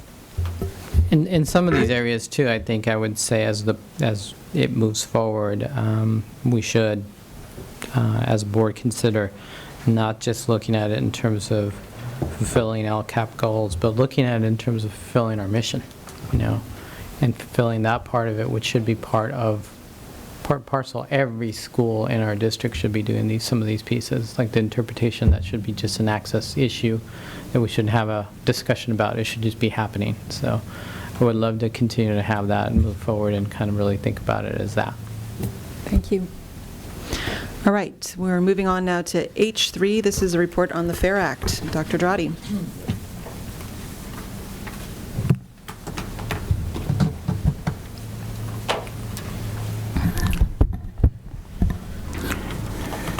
This, the goal for cultural proficiency, I just presented it, but the FAIR Act is lives under the umbrella of our cultural proficiency plan, but I wanted to kind of accentuate our goal for the district, and I won't read it again because we went through it, but but it is, so this is just to accentuate that, or bring across the point that as we talk about the FAIR Act, we're actually talking about a component of our cultural proficiency plan.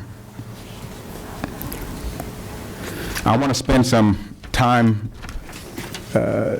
discussing this the approach for curriculum design that we are very interested in. As we have studied the FAIR Act and all its components, the entire district subscribes to it. The teachers subscribe to it. The issue that we ran into was our teachers feeling inept sometimes in being, because they felt that they have to be the owners of information of all cultures, and that's an impossible feat. So, so for example, if you're going to study, say, the French, if you're going to study information on French people or Ugandan people, I use that example. There you go. I mean, the idea that you know all facts about Uganda and then take that information to students, that caused a lot of angst with our teachers, and that was not, that we don't feel that that's the intent of the FAIR Act. There is a way to teach culturally relevant curriculum without the teacher having to be the conveyor of all information. So this matrix that you see in front of you here is the dimensions of culturally responsive matrix. It's the levels of, another term is the levels of knowledge construction. This perspective conceptualizes knowledge constructions as occurring in a continuum from factual and peripheral to transformative. Here we describe one level, the primary level, is that a teacher would have a discrete facts of certain ethnic groups or holidays, celebrations, and talk to students about those experiences. So, for example, if you're studying Hanukkah, you would describe the days. You'd talk about Hanukkah. If you're describing Christianity, you would describe facts about Christianity that you know. Or if you're talking about Martin Luther King, you would talk about Martin Luther King. So that's the area where I would say most of our teachers are. What we want to move to is migrate to the additive. Teachers reference multicultural nature of their teaching tools, contributions and accomplishments of distinguished individuals from a variety of cultural, racial, ethnic, and linguistic backgrounds. Heroes, holidays, concept, themes, authors, and perspectives from a variety of ethnic cultural groups are added in the curriculum without changing its basic structure or assumption. So that's the next level that we want to get us, we understand where teachers need to go, but there is a deeper level where we want to reside, which is the transformational level. So I'm going to read the bullet points on that because I want to spend a moment talking about teachers provide opportunities for students to work together across cultural, racial, ethnic, religious, language, and ability lines. The curricula includes concepts, issues, themes, and problems taught from several ethnic and cultural perspectives and points of views. Teacher includes concepts. So are we expecting teachers to actually know those concepts? No, what we're saying is be open to the idea that somebody or another author or another group has a different perspective. So you can create an environment in which multiple perspectives are experienced by not focusing strictly on discrete facts, but on a certain concept. So it allows for students to actually become teachers in a class as well.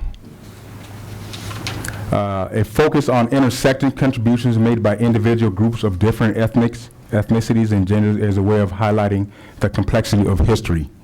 We know history has different perspectives. I mean, there's a lot of different perspectives. So if you're studying the Western migration per se, there will be an experience that the Native Americans have that's different from the Europeans or the Hispanics or the African Americans that were involved in that environment.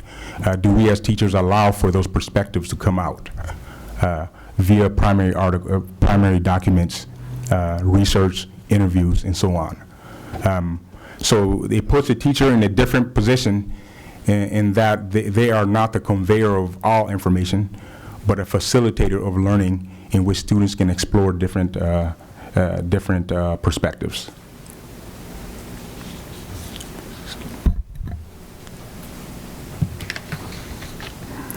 Employment of informative tasks, primary and secondary resources. So again, focusing on ensuring that students' voices are being heard.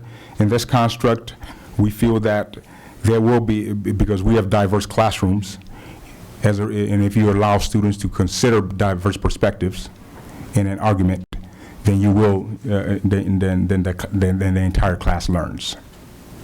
So, like I said, that the teacher will be in a different position, not just the conveyor of information, but a facilitator of learning. Provision for students to critically engage with text and critically assess different perspectives, meaning there has to be some form of argumentation and defending of perspectives. And if you have an environment in which the teacher allows for those activities to take place, the entire class learns. By residing in the transformational area of the curriculum design, we feel that releases a lot of the anxiety of the teachers to feel that they don't have to be the lone conveyor of facts and information about different perspectives. In our conversation with teachers, when we expose them to this degrees of curriculum design, you can see the anxiety level and become lower, and then they actually become more excited about what the prospects are. And this could be a powerful way that we can really dive deep into learning and get students excited. With that said, our Fair Act implementation and strategy. Implementation is treated as a function of cultural proficiency in the district.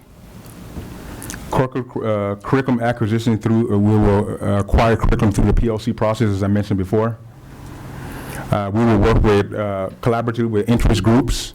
We feel there's a lot of interest groups in our community that can help inform us of things that we may not know, that we can ask. We have great universities here that we can seek assistance with.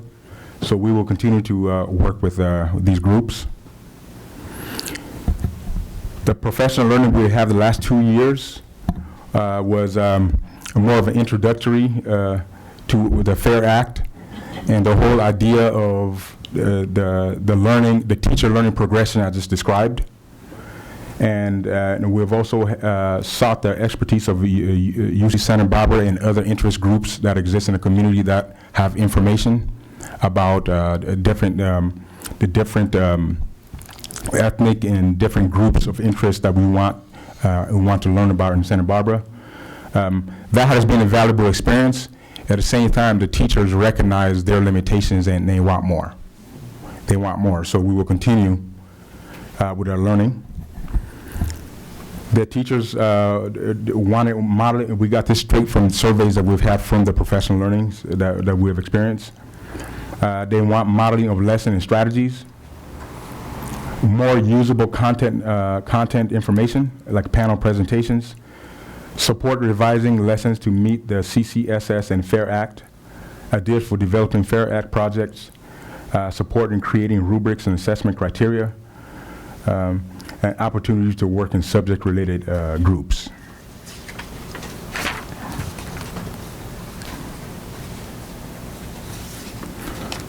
The plan for 14-15 is to continue the partnership with teachers for Study of Education Institute. The board has met that organization here before. We have some half-day trainings with a plan with administrators and to model teaching strategy for the FAIR Act.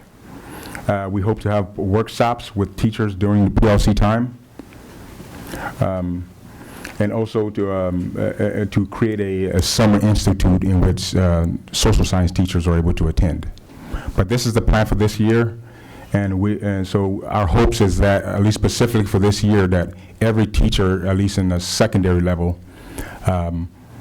creates a lesson or establishes a lesson in the transformative area of curriculum design.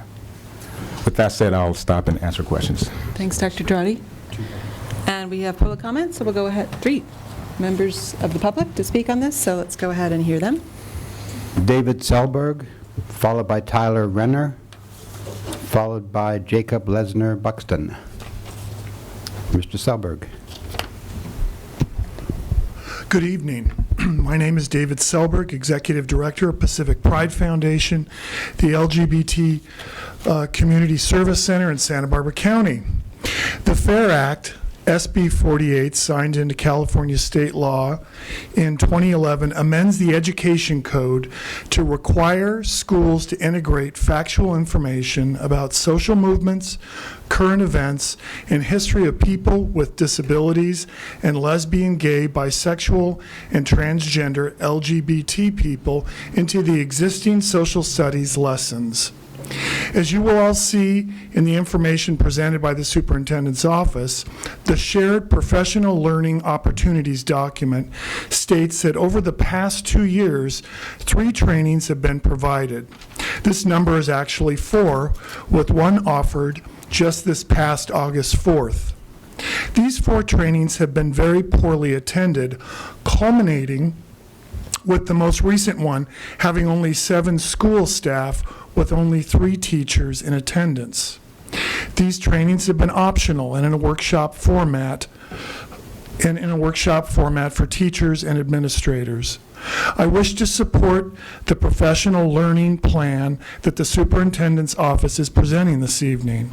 For this district to assume a leadership role intended by the FAIR Act, offering mandatory trainings for all social studies teachers is critical, including a K through 3 group, a 4th through 6th grade group, a junior high school group, and a high school group, each as separate trainings.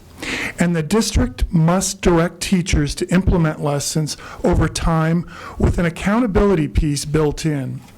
Teachers and administrator participation this past August was a failure because teachers were only paid $115 per day of attendance in the middle of the summer. One strategy to address this situation is for the superintendent's office to mandate a strong principal from each of these groups who will lead other principals. A fair curriculum training, starting with principals, will guarantee the full attention of each school's teachers. This will take time and financial commitment on the part of the district. 30 seconds. I request that funding be built into the Local Control Accountability Plan, LCAP, which is revised on a regular basis. This document defined how the district chooses to allocate funds. For instance, the current LCAP has $100,000 for 10 release days for teachers to take Common Core related trainings across this school year. Studies have shown that the inclusion of LGBT people in instructional materials is linked to greater student safety and lower rates of bullying. Your time is up. Thank you. Thank you very much. Thank you, Mr. I have copies. Thank you. That'd be helpful. Tyler Renner.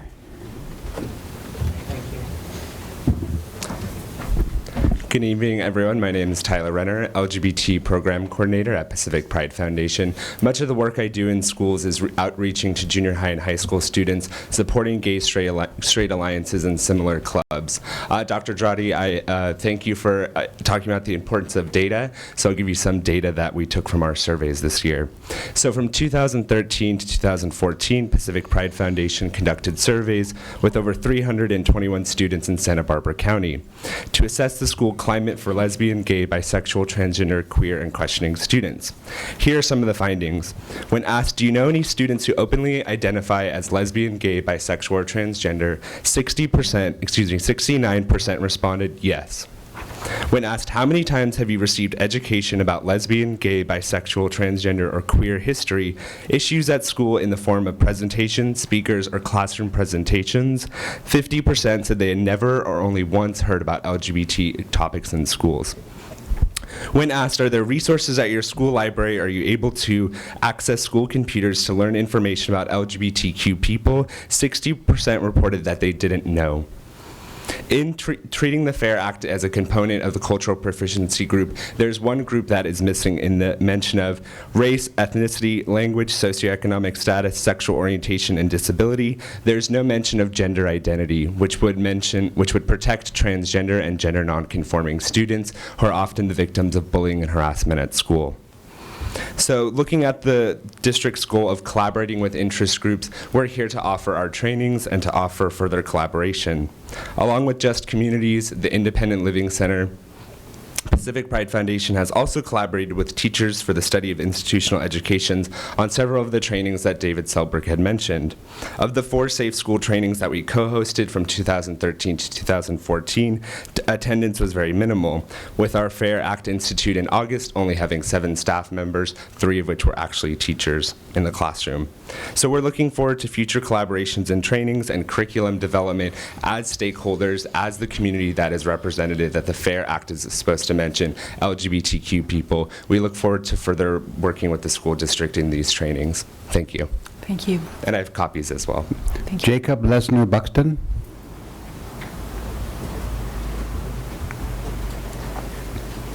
Yes, good evening. My name is Jacob Buxton. I'm the community organizer at Independent Living Resource Center, and I would just like to wish you all a happy Disability History Week. Disability History Week was started by me and young people who are tired of having to go across states to hear about disability history. I never knew about my history till 11th grade, where I was fortunate enough to be picked in a conference to find out about my history. I shouldn't have to go to the conference. I should be told my history the same as African American or told the history of Chicanos in school by people who get it, not by some college grad students from UCSB who want to make a quick buck saying the district history lesson. They have never experienced life as a disabled person or what it feels like to be started and ridiculed on the streets of Santa Barbara for being disabled. I have never, our organization tried to partner with the UCSB group, but we often get left out of meetings, told at the last minute or told we're not important. This is shameful. So what I'm doing is I have my cards here and I'll leave them on the table, and any person who wants a training on disability history, pick up one of my cards and I will happily come to your school or whatever and do a training the way it should be by the community. And what I think they're just saying in the disabled community, nothing about us without us, and by leaving us off of the table, they are violating the commandment of good faith and good judgment. Thank you. Thank you. And Mr. Tedeschi, if you want to put his cards maybe on your table in case people, obviously we can keep them, and we can also have them. Sure.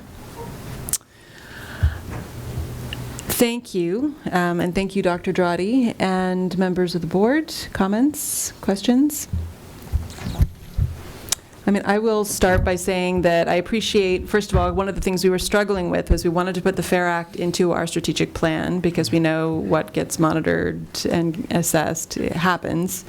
And so I appreciate the work that you've done in terms of finding a good place for it in the strategic plan under the cultural proficiency umbrella, because it's, you know, a combination of curriculum and cultural proficiency.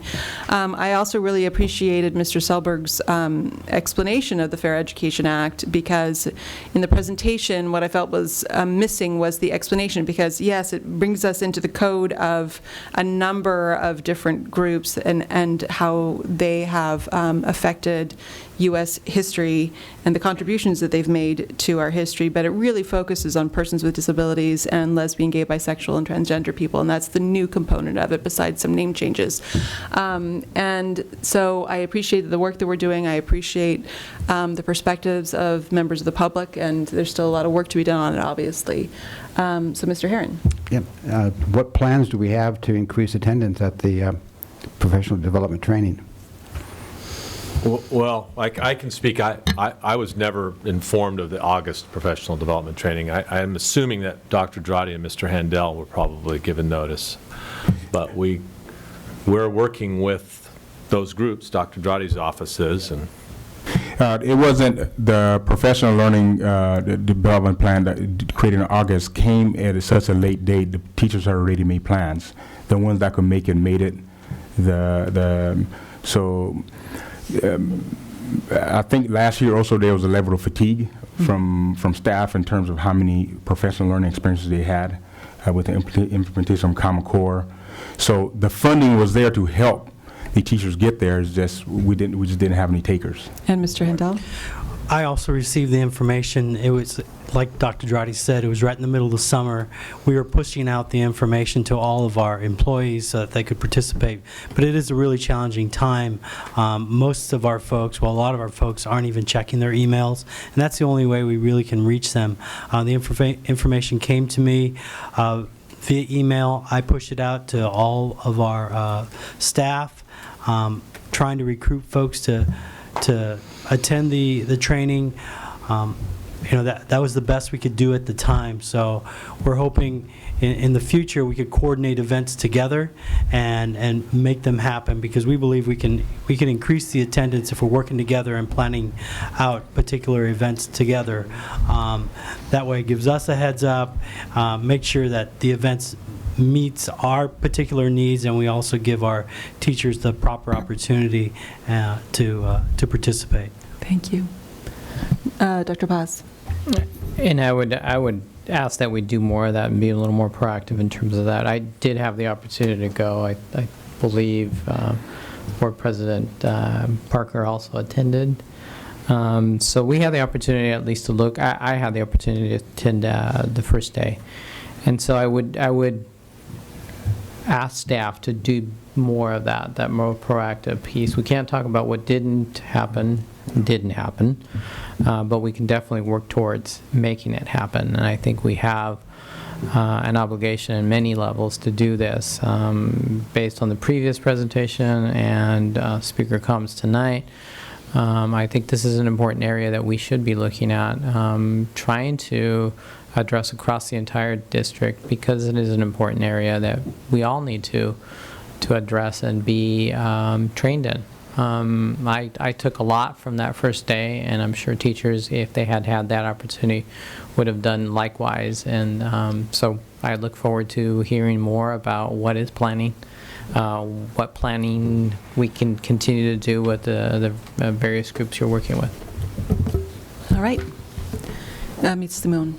So I'm going to echo what's been said as far as wanting to see more of our educators in our district take advantage. And I say educators broadly because I also attended the next day session, or a part of it. And I think it's part of that culture, changing the culture of our schools broadly. So I don't know that it's just teachers. I think it's everybody as a whole thinking differently. There was a time when history didn't include the contribution of women, didn't include the contribution of African Americans, Hispanic, Latinos. And so I think that this is a bigger issue of really making sure that we have history lessons that are inclusive of the contributions of everybody. So that is very important. I feel from my colleagues that it's also important to the board as a whole. I don't know if perhaps, I know we do, and we're going to engage in a climate study, but I think there's something to be said for some of the information that was shared with us about from Pacific Pride Foundation about looking and serving a subgroup of students that we actually don't know a lot about. And so I would welcome that information be shared with us, because I think it plays into much broader and bigger issues of, the word bullying was talked about, and that's an issue at our schools. I hear it all the time. And so I would welcome that level of information be shared in all directions, because I think if there's information out there, we also could benefit from learning from it, as opposed to feeling like we need to go out and collect our own. And we may very well want to do that as well. The last piece that I wanted to comment on is Disability Awareness Week has kind of been a hit or miss on schools. I think we get this report of like, well, this school did this school did that. And I feel like in some ways, the FAIR Act really asks us to revisit that. And so I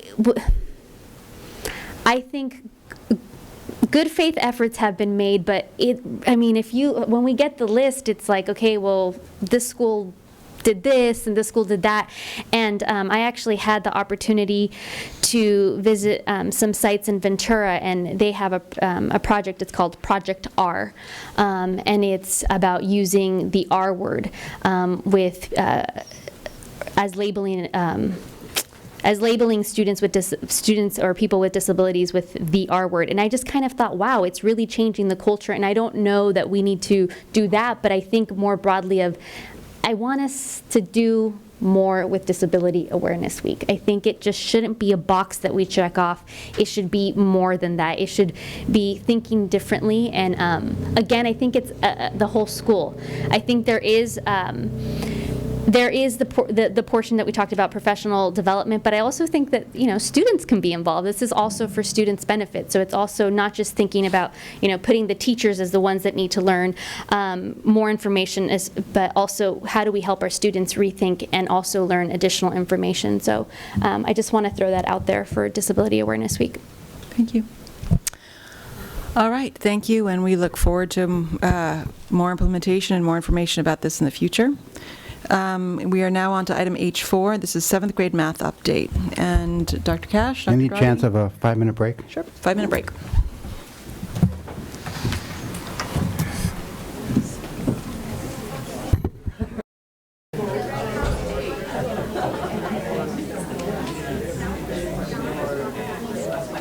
Are we going to go?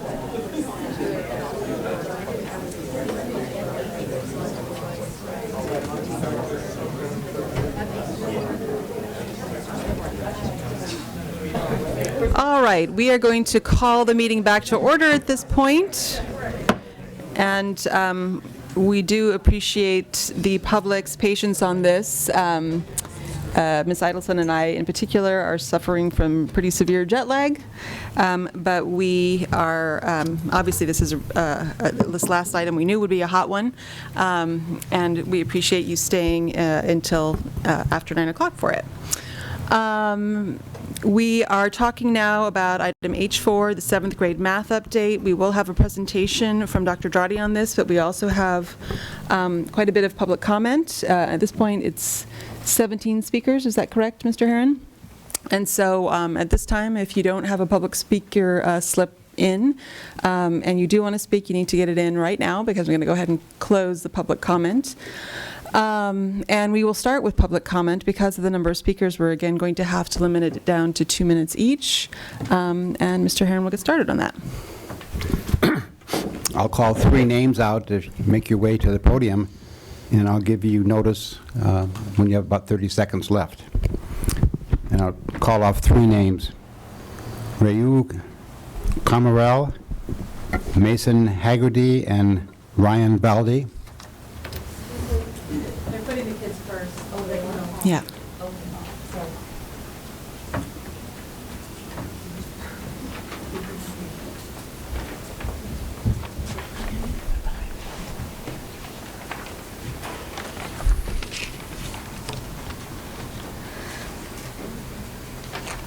Hello, I am Rhea Comerell, a 7th grader at La Colina Junior High. Tonight I would like to tell you about my experience with the 7th grade enriched curriculum and Common Core in general. The other day, I was asked to explain how I found an answer to a simple math problem, and although I found a way to do this, I could not see how this helped me better understand mathematics. For weeks now, my class has learned about concepts I and many of my classmates had heard about in 4th grade, sometimes even earlier. These included adding, subtracting, multiplying, and dividing negative numbers, finding prime numbers, and the order of operations. My class has just started a new unit, but since it is covering material already touched several times in previous grades, no explanation as to how to do the problems was given. Instead, we were given more or less review problems on a worksheet, which I finished quickly, and instead of being given more challenging problems, which I had hoped for, I received a simple Sudoku to work on for the rest of the period. On other occasions, my teacher gave me her iPad to play a game, which was marketed as educational but really wasn't, or she handed me a 3D cube puzzle to put together. However, let me emphasize that this is not my teacher's fault. The curriculum is sparse, and she does not have extra work for me to do when I'm finished. I can see that she is making the best of the little that is provided. Now, let me conclude that I do not consider this class to be enhancing my education. I hope this will change and look forward to the compacted class I will soon be entering. Thank you. Thank you.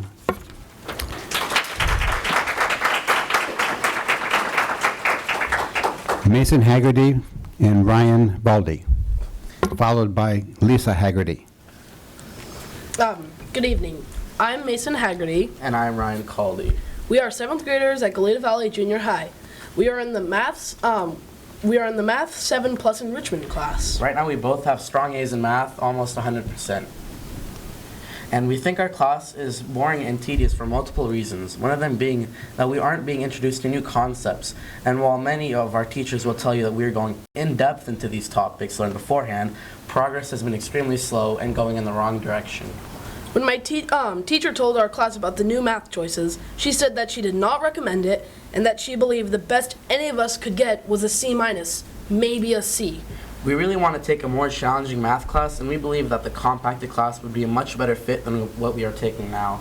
We don't think that we and our peers are being treated fairly with this compacted course because they are making it as hard as they can for us to get into it. They said that the class is possibly going to be at DP and that we would be responsible from getting there to DP or San Marcos every day and back. They said everything they said about it was negative. They never said any positives about the class. And they just tried to make it sound as bad as they possibly could. Thank you for your time. Thank you. Thank you. Lisa Haggerty.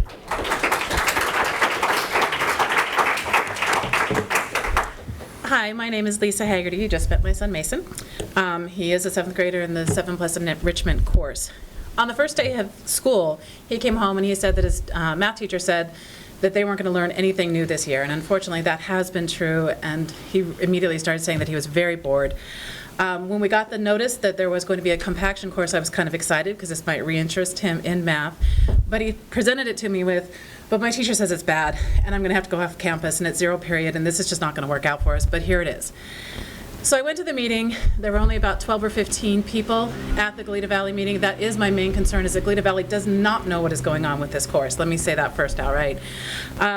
There were a very small number of parents who were there, a small number of families. When I asked some of these families why they didn't come, most of them said, well, my student said it's the wrong idea, it's bad, the teacher's against it, and what is it anyway? So we don't know. At the meeting, the first words out of our principal's mouth was, I'm here to discuss the options, but I'm against them. Our teachers are against them. Our teachers are refusing to teach the class, and I support that. So you'll be going off campus, 0 period. We're going to reshuffle their schedules 100%. It's going to be pretty messy. And when one of our parents said, well, it seems like you're making it hard on us, she said, yes, we don't want you to do this. So at this point, at the meeting, she said the deadline for responding is Monday. And we said, well, what about the families that aren't here? Can you please send something home 30 in writing seconds. to the parents to let them know? She said, yes, nothing ever went home.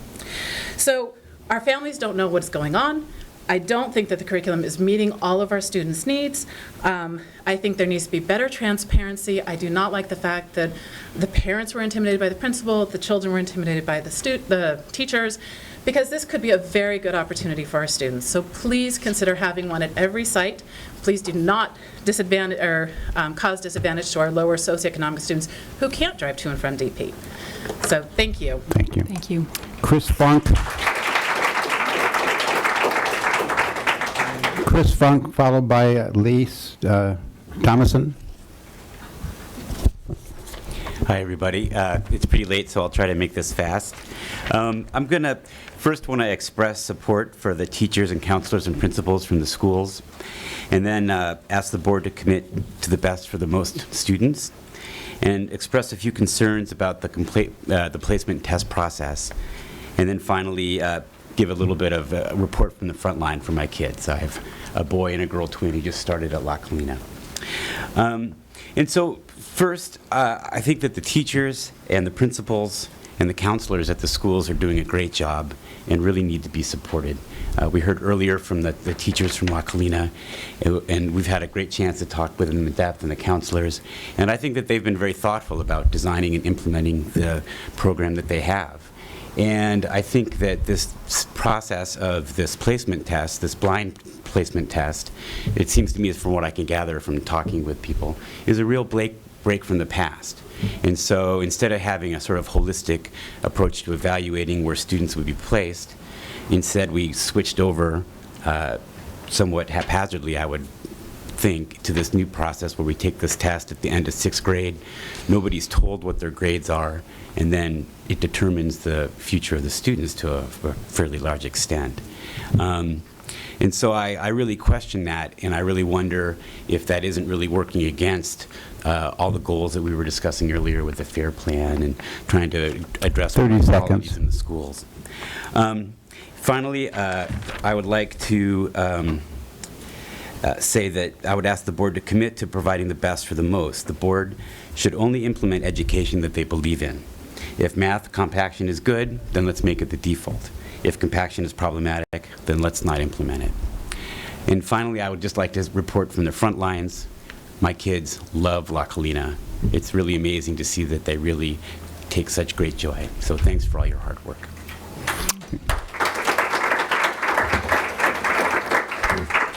Liz, followed by Elizabeth MacArthur. Good evening. My name is Liza Thomason. I'm a former science teacher and a parent of a kindergartner and 5th grader. I was recently surprised when I learned about a mid-semester change to the junior high math courses, impacting a large number of students and their families, seemingly without their input. I'm hoping this meeting can clarify how this happened. This mass upheaval at an odd time in the semester appears to be on the behest of a few parents in order to accommodate the creation of an advanced mathematics class. Is this what is best for the community as a whole? Is this what the community wants? What does it say about their importance to those students whose schedules were switched without explanation? What does this new program do to equity overall? Has this model been proven effective in other junior highs around the country? Are the teachers and administrators in favor of this decision? I also would like to know where's the research to back this decision? My research shows that it is more beneficial for a child to study a topic deeply rather than rush through and cover many topics. Stanford professor of mathematics education Joe Bowler has provided evidence that ability grouping is detrimental to children and that multi-ability grouping is the ideal learning environment for all. Teachers can effectively challenge all students by carefully selecting low-floor, high-ceiling tasks. 30 seconds. Recent films such as Race to Nowhere have highlighted the problems with a system that pushes children to accomplish more in less time.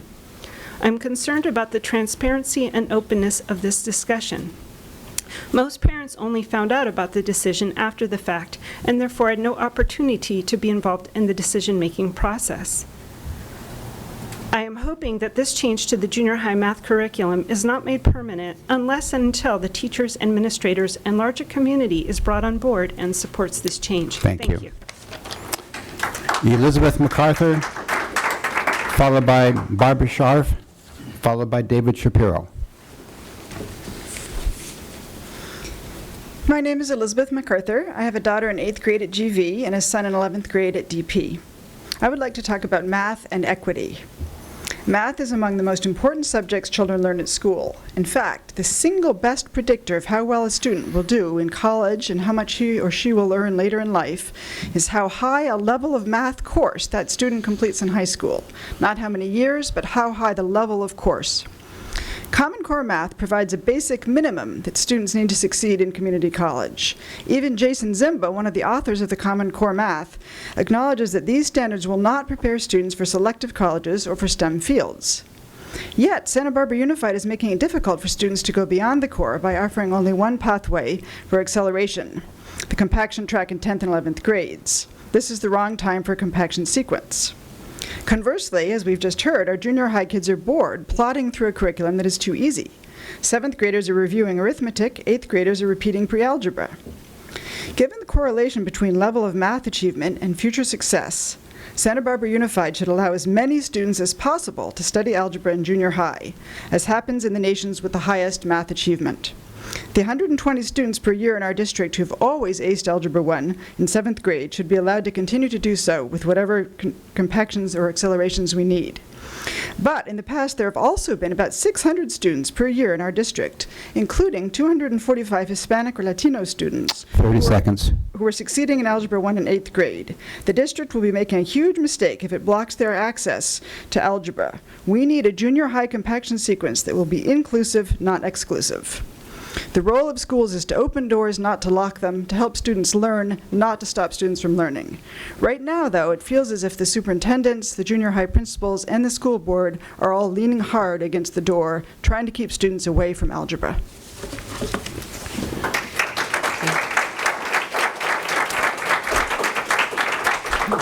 Barbara Scharf, followed by David Shapiro, followed by Gisela Cumarella. Before I start, may I just respond to the La Colina teachers? No, You have- you need to speak on this particular topic at this time. Okay, because it's part of the topic, but... You can include that as part of your 2 Okay. minutes. Okay, don't start the clock yet.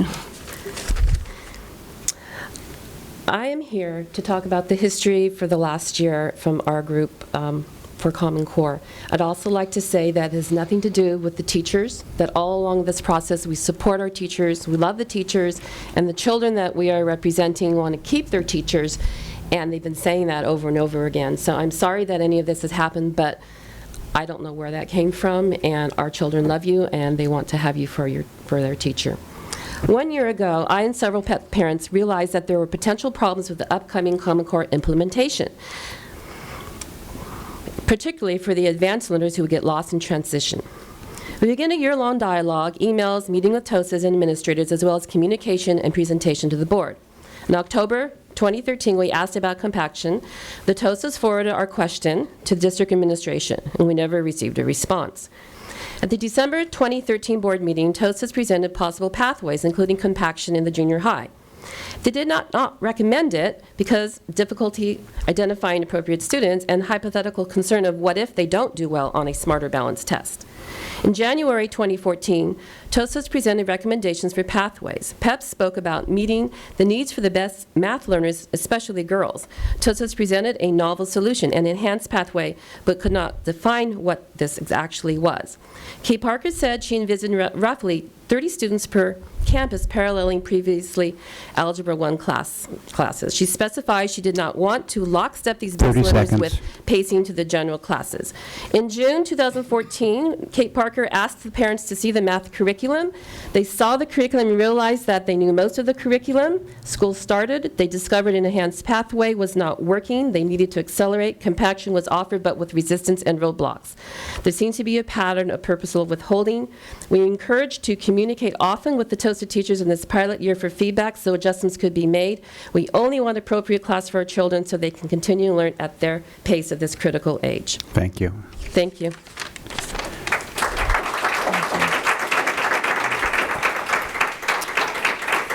David Shapiro, followed by Gisela Cumarella, followed by Carl Still.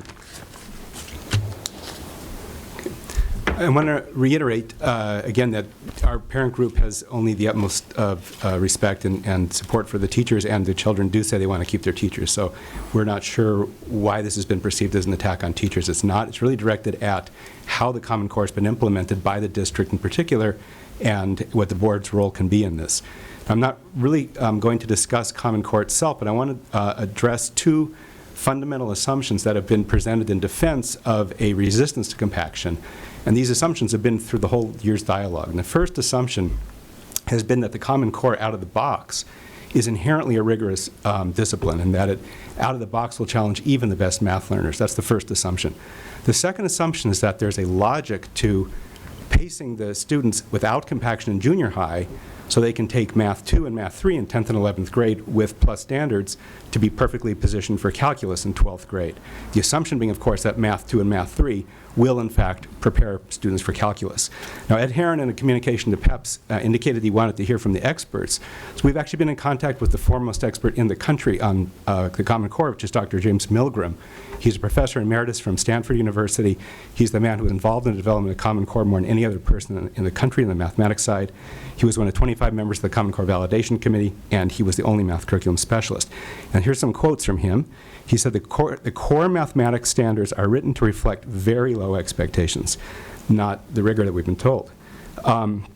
We contacted him to describe the CCE that we're going through now, and what he says, in fact, because we're not accelerated, 22 Dr. Milgram seconds. said, what I will say is this: the situation for your kids is every bit as serious as you believe it to be, if not more so. The compaction is not optimal, but is far better than the other alternatives you're describing. He also does not feel Math 2 and Math 3, as designed, will prepare kids adequately for calculus. He says the Common Core is excessively formal and does not give kids the kind of computational skills that are essential for calculus. So our assumption that we're going to somehow be ready for calculus after Math 2 and Math 3 needs to be looked at.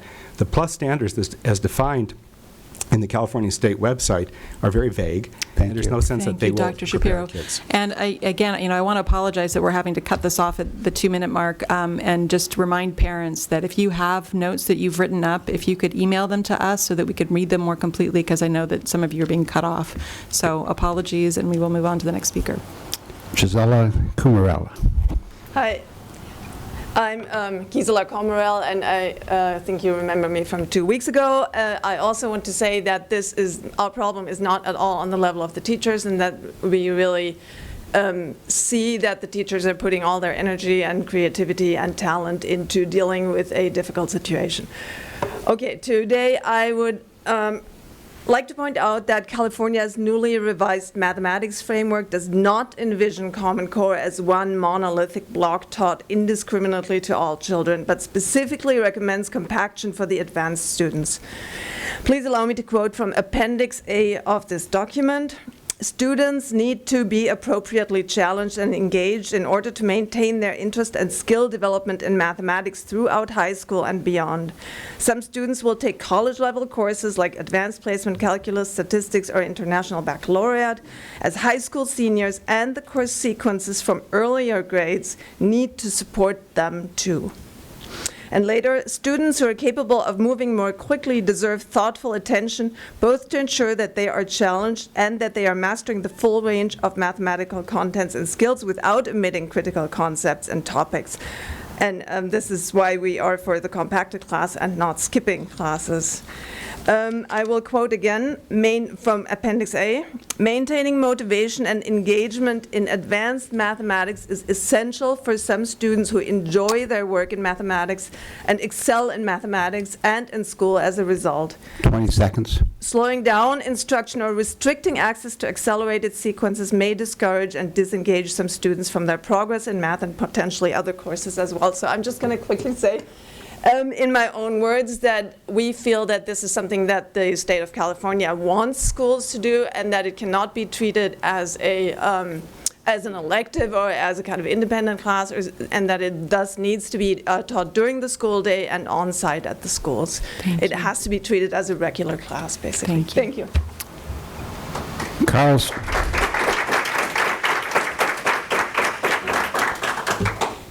Still, followed by Monte Finston, followed by Lauren Rodriguez.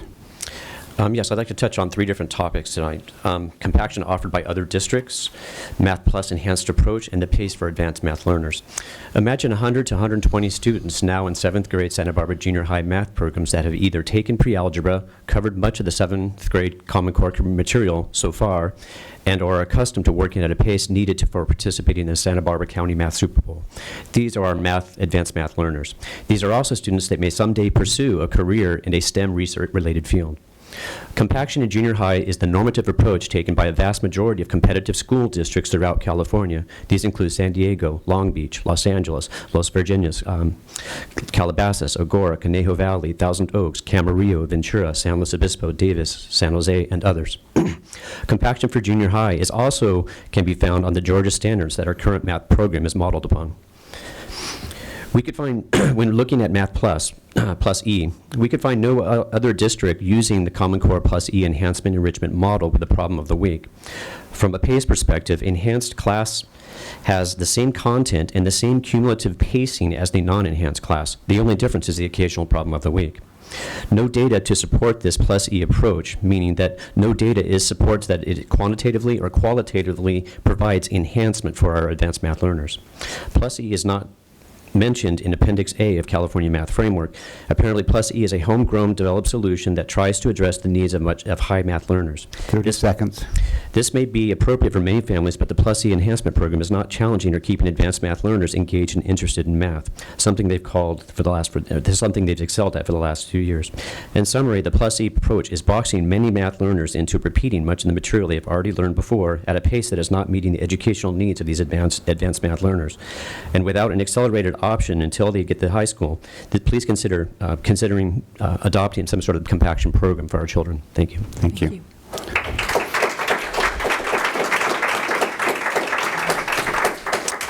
Monty Finston, followed by Lauren Rodriguez. Good evening. I am the math specialist at Peabody Charter School.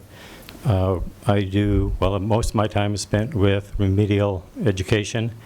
Some of it also is spent with the advanced students, some of whom spend their time on video games watching Khan Academy, and are very proficient at math and are able to master many math subjects earlier than some other students. The number of children that we have who have been able to fulfill the requirements and meet the requirements of 7th grade math as provided by Common Core in 6th grade, as has been done in many of the other schools, was done because it followed a history of 6th graders being able to take a pre-algebra test and go directly into algebra in 7th grade. That has been stopped in its tracks this year for the first time, and those students now are entering 7th grade, and unless there's some change, the students that I have in 2nd through 6th grade are going to be facing the same problem.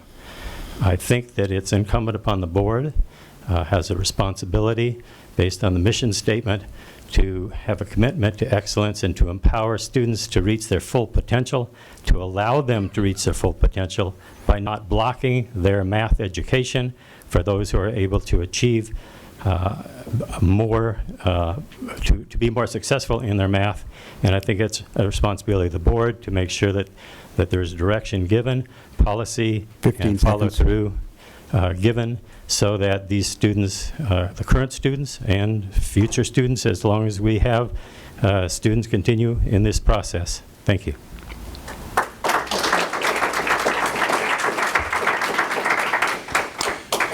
Lauren Rodriguez, followed by Karen Still. Hi. So I know that the district has already figured out the solution to this problem. And I know that Dr. Drade is going to present to you the compacted option that has been presented to us, the parents. And I'm thrilled, and I thank you for hearing our concerns and doing something about it. Really means a lot to me. The next step is to figure out how it is going to be implemented. And we need to implement it successfully, the compaction option. We request that this class be held during the regular school day on each school site and be taught by the regular classroom teachers that the kids would normally have. These teachers are wonderfully, amazingly gifted, and our kids adore them. And we want those teachers to be the ones to teach this compaction option. The compacted class will educate the same group of learners, as I said, as the 7th grade algebra students used to be taking. So the same criteria needs to be occurring. We need to be able to have each junior high determine the criteria for a student to be available or able to take a compacted option. I've heard that some people don't want to burden the teachers with more work. I don't believe that that would be the case. I believe that there are two ways to teach the new compacted class, 30 seconds. Both of which would be easier to implement than the current Math E, in which the teachers had to shrink a 5-day curriculum into 4 days and then find a problem of the week. If we did a compaction option, I think that the teachers would be able to to condense it into 3 days, and then just accelerate, not have to do all the grading of the problem of the weeks, which is very tedious. They could also just take the Georgia Performance Standards, which has a compacted option, very easy to follow, very easy to implement. Thank you. Thank you.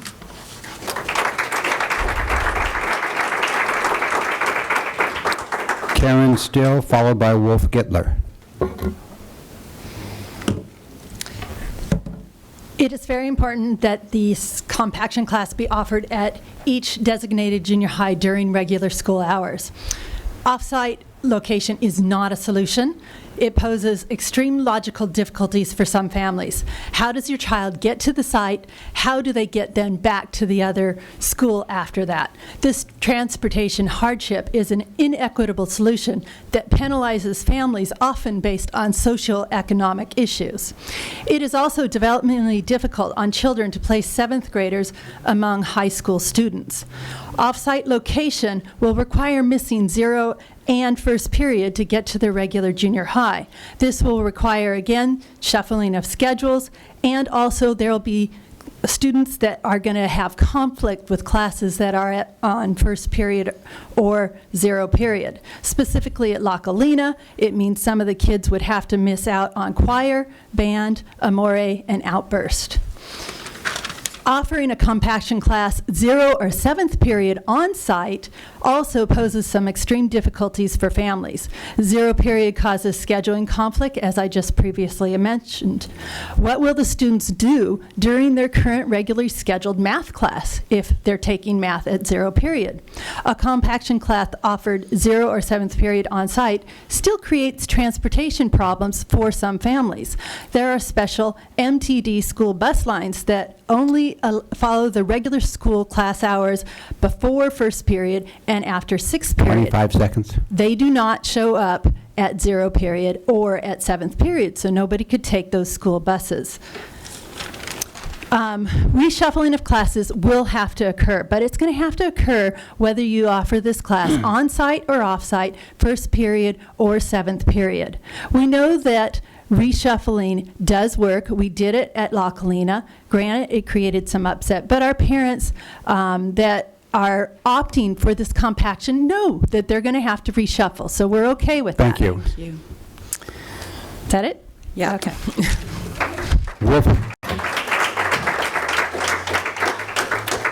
Wolf Gittler, followed by Ricardo Rodriguez.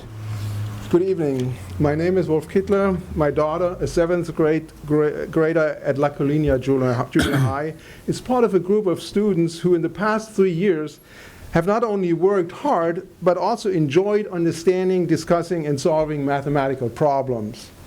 When the school board discussed the possibility of creating accelerated courses for the students, Mrs. Parker's recommendation not to lockstep them was quickly dismissed under the pretext, first, that teachers might not be able to offer a compacted course, and second, that the students might fail the Smarter Balance test.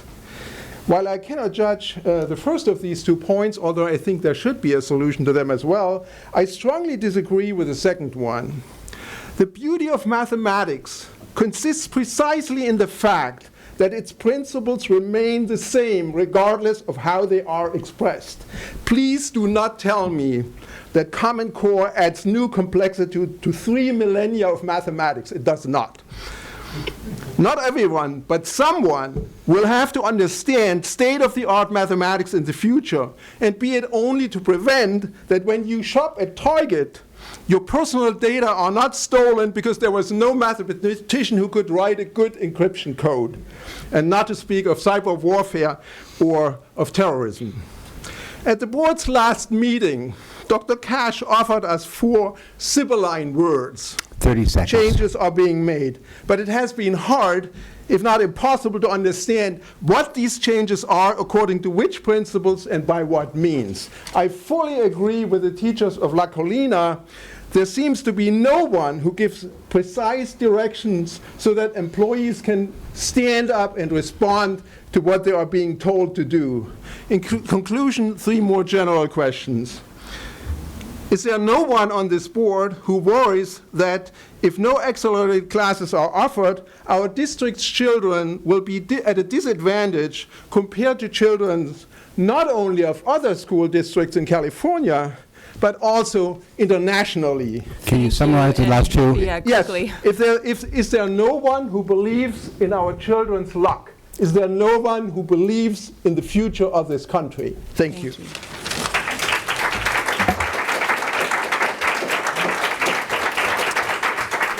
Ricardo Rodriguez, followed by Laura Pomerantz.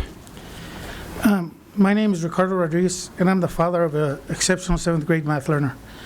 I am the son of immigrant parents. My father is illiterate. He attended 1st grade and had to quit school to help his family. My mother attended school up to the 6th grade. Just recently, at the age of 60, she fulfilled her wish of completing her GED and now has a high school diploma. When they were raising us, my parents had no understanding of how the American school system worked. Although they knew education was important, they had difficulty steering their 3 older children on the path to college. Now we graduated, and it turned out that we had not taken the right courses to get into college. But then we started to figure out, 25 years ago, I remember going to translate for my mother and argue with my brother's junior high school counselor. He said that my brother needed to take algebra. We said that my brother needed to take algebra in 7th grade, but the counselor said he wasn't ready. Here we are 25 years later, and I feel like I'm asking for almost the same thing for my son as I did for my brother. My brother ended up taking that algebra class where he excelled. Now he has a master's in mechanical engineering. My other brother is also a mechanical engineer. He has a PhD. Math was a key to success for our family. Math allowed my family to go from illiteracy to a PhD in a single generation. My son has a gift in math. When the letters came home last week saying that there's now finally going to be a compacted math class, he was thrilled. He has been somewhat bored in the math class. 30 seconds. Wait to be challenged with a group of his like-minded peers. Although this should have been done at the start of the school year, we're thrilled that the option to move through the curriculum at a slower pace is finally being offered to him. But please make sure that this isn't the last year. Create a pathway for accelerated math students in the future years too. My daughter will be starting junior high in 2 years. Thank you.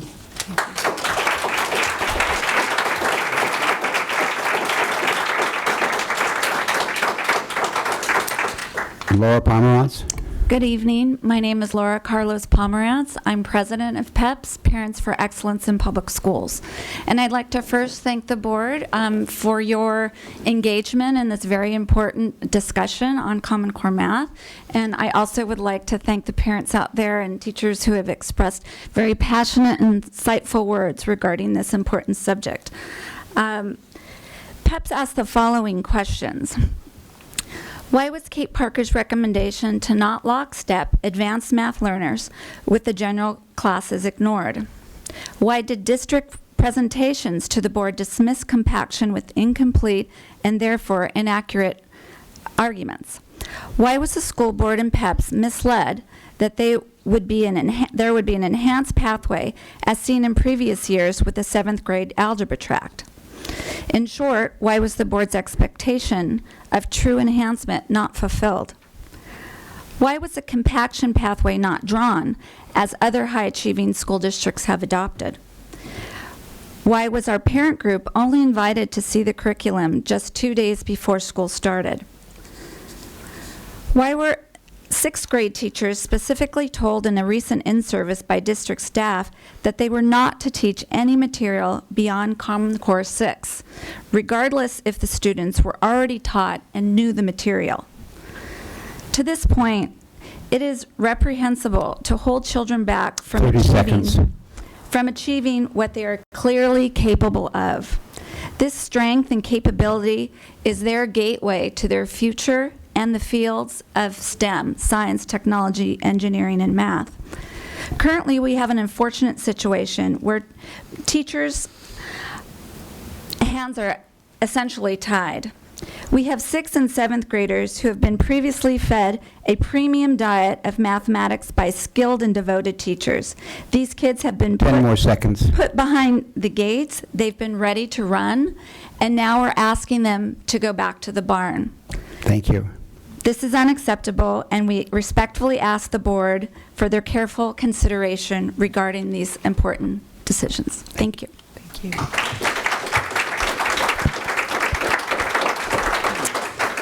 All right. Thank you very much. And Dr. Drotti? In respect of time, I know we have a PowerPoint presentation. I'm wondering, should I just fast forward to a few key points and then leave for questions, or do you want to see the whole presentation? Give us the, personally, give us the presentation. You can just, you don't need to read anything, just make sure it's highlights of the PowerPoint. Okay. Well, for purpose of this discussion, it is important to emphasize a couple of points regarding the expectations of student learning regarding Common Core. One is the ability to justify appropriate students' math maturity.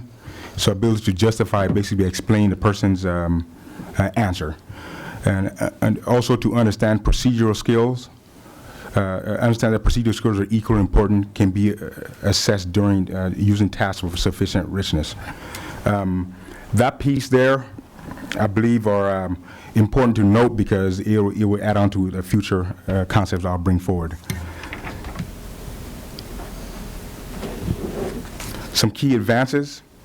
Our math teachers did not previously and unanimously focus on, and must do so now, are focused on coherence, balance of concepts and skills, mathematical practices to foster reasoning and sense making in mathematics, college and career readiness.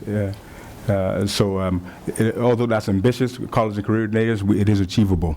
But I want to note that these are previously concepts that our teachers have come out and said they haven't focused on before. Now they're doing it. My apologies, I'm going to go fast through this. So in order for a student to be proficient in math, there are three concepts that have to be mastered by the students. Problem solving, an area in which our teachers have felt that they have focused on. Computation and procedural fluency. That's also an area our teachers were confident that they focused on. But the area of conceptual understanding is one in which they themselves have said they have struggled with, and in terms of being able to get students to master the math curriculum. So conceptual understanding is a major focus of the Common Core.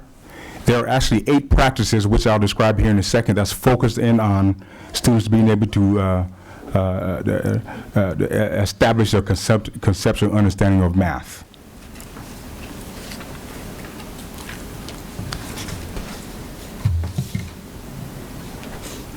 The 8 standards of math practices are used to develop a student ability for procedural fluency, problem solving, and conceptual understanding of math. The teaching strategies for these 8 standards of mathematical practice are new to the teaching world as a model for math instruction. I want to reiterate that because I'm coming from what our teachers are saying. These are new, this is a new construct in them teaching. I want to restate that. This is the first year that our students are exposed to this, because this is the first year teachers are actually focusing on these 8 practices. Okay, and this is coming from teachers' evaluation of their understanding of Common Core.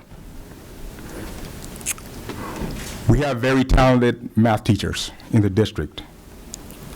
Their collective wisdom is a product of advanced mathematics degrees ranging from bachelor's to PhD levels. They have years of experience ranging from 1 year to 20 years in teaching in Santa Barbara Unified School District. They have a deep understanding of student readiness based on the progression of learning students have experienced.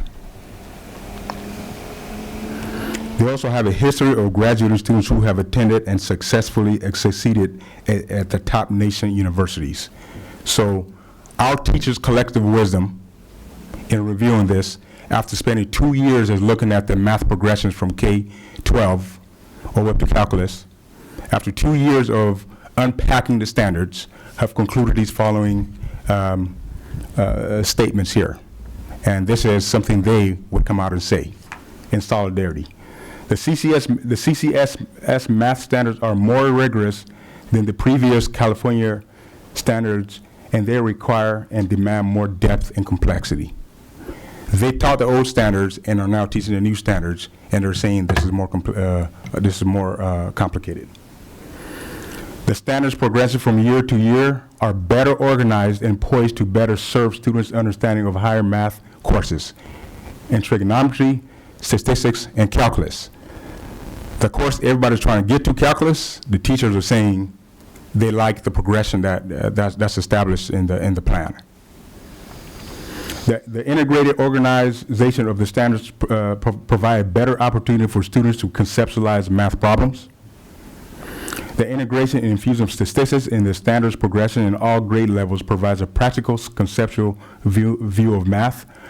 However, it will be a challenge for most math teachers to teach it is a new construct, has not been taught in an integrated fashion as expected now. Our experts, the people that we trust, the people that have the 20 years of experience of teaching Santa Barbara Unified students are saying that. The 8 standards of math practice are the hallmark of conceptual understanding and problem solving. It is new in terms of the state's expectation for identifying levels of proficiency in math thinking. It is also new in terms of teacher expectations. It is also new in terms of teachers' expectations in teaching the 8 practices. So obviously we don't have Smarter Balance right now. We don't have the SAT, SET. We don't have those scores. We also know those will be aligned to the Common Core. But I guess the information I can say based on the data or the data that we have in terms of anecdotal data is what our teachers are reporting in terms of what they used to do, what they're expected to do now, and their understanding of where their students have been in the past and where they're headed. They have that conceptual understanding. And this is basically what they have reported. Because of that, they gave us some recommendations in terms of the different pathways that we can offer. Obviously, this is something familiar that most of you have seen. We have the normal, the top pathway there is the general pathway.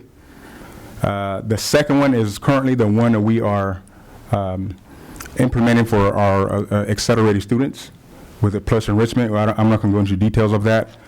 We did consider at one point compaction at the junior high, and at the high school, meaning that it would be a double compaction. That students in the junior high would take 3 years of math into 2 years that you all are familiar with, and then jump on to high school and take another 3 years into 2, thereby allowing students to access calculus by their junior year. That was in consideration. This is other options of compaction, which, like I said, I'm not going to spend too much time on, that you've seen already. But I go back to one thing before I go back to the recommendations that came from the teachers based on the analysis of the standards is that the understanding that when you compact, there is no omission of information. Prior to Common Core, acceleration took place during 6th grade. Every single one of those teachers have come back and said there were some gaping holes that existed, and the students felt it when they took trigonometry, calculus, and these higher end math classes. These are our teachers that we trust are saying that. So Common Core says you can't miss any concepts. This is all the stuff that we discovered. So as a result, given the learning progression and new definitions of proficiency in math, teachers have recommended the enrichment pathway over the compaction pathway at the junior high in serving students who need acceleration. The teachers and administration conclude that compaction would be too challenging for most students who have not mastered the 8 practices and conceptual understanding of standards they have learned in the past. This decision was based on evaluation of historical expectations of student mastery of math versus new expectations, the need for stronger conceptual knowledge of math, and the 8 math practices in relationship to students who will be exposed to the expected or expected to know in later grades. The expectation of Smarter Balance, revised SAT, revised ACT, that are all aligned to Common Core. the expectations of UC in terms of student mastery in math, enrichment options, and then lastly, the enrichment options offer depth and complexity the acceleration student needs more of. This is, like I said, we don't have the SAT, ACT, smarter balances in the faces right now, based on our understanding of where those assessments are headed, where we have to prepare our students, and then more importantly, the major decision to do what we did, what we're currently doing, came from the teaching staff, from 7th grade or up to calculus teachers, that basically said that this is the way. However, we also understand that this just cannot be from our teachers alone in the discussion. I believe we've had plenty of meetings. We did share compaction options with the stakeholders, with the PEPs. I know we had conversations about the compaction with a lot of those parents that were up here that communicated that we didn't. So I would have to dispute that. I know our TOSAs did. But at the end of the day, we did make a decision for enrichment. Obviously, we can't dispute the fact that some students are saying they're not getting that experience. So we will offer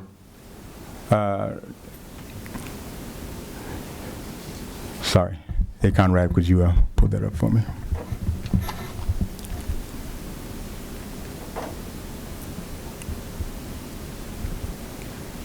So go all the way to the last slide. Last slide, yes.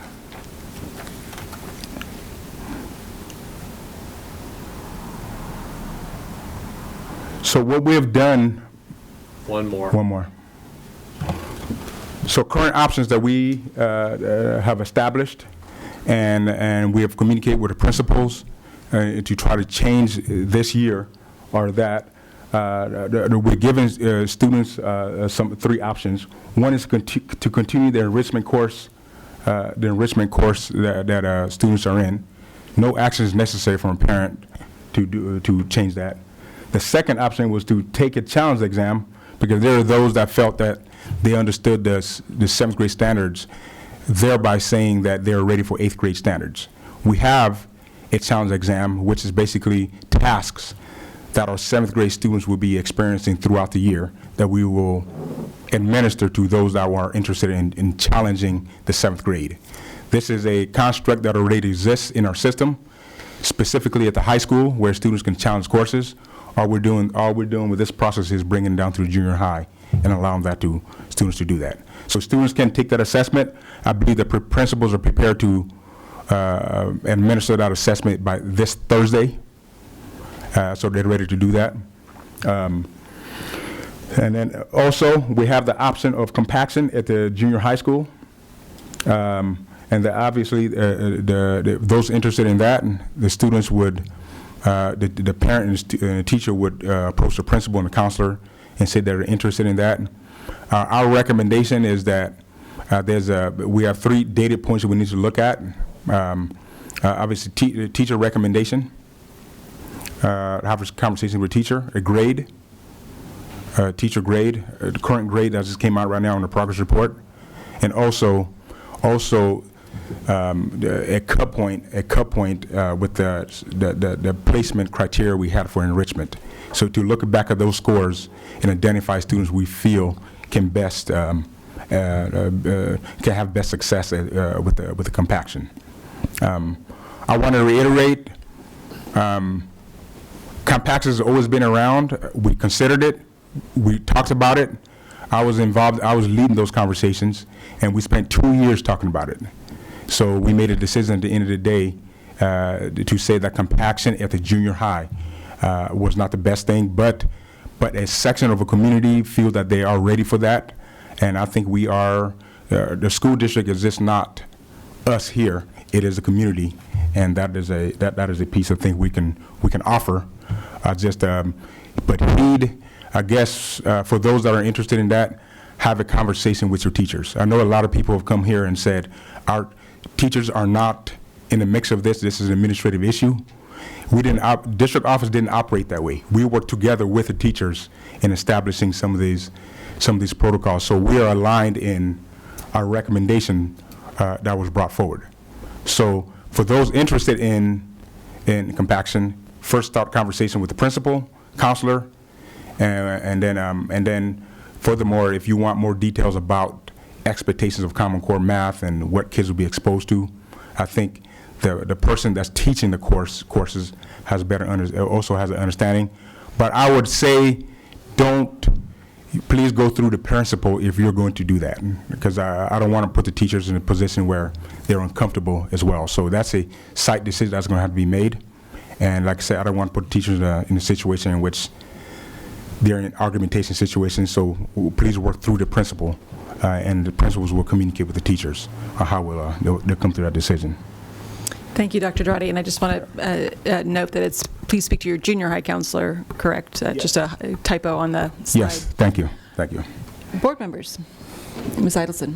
I have a couple comments. I think as a parent with 7 kids, I feel very strongly you don't want to waste kids' time. If they're eager learners, you want to embrace that. And a frustrated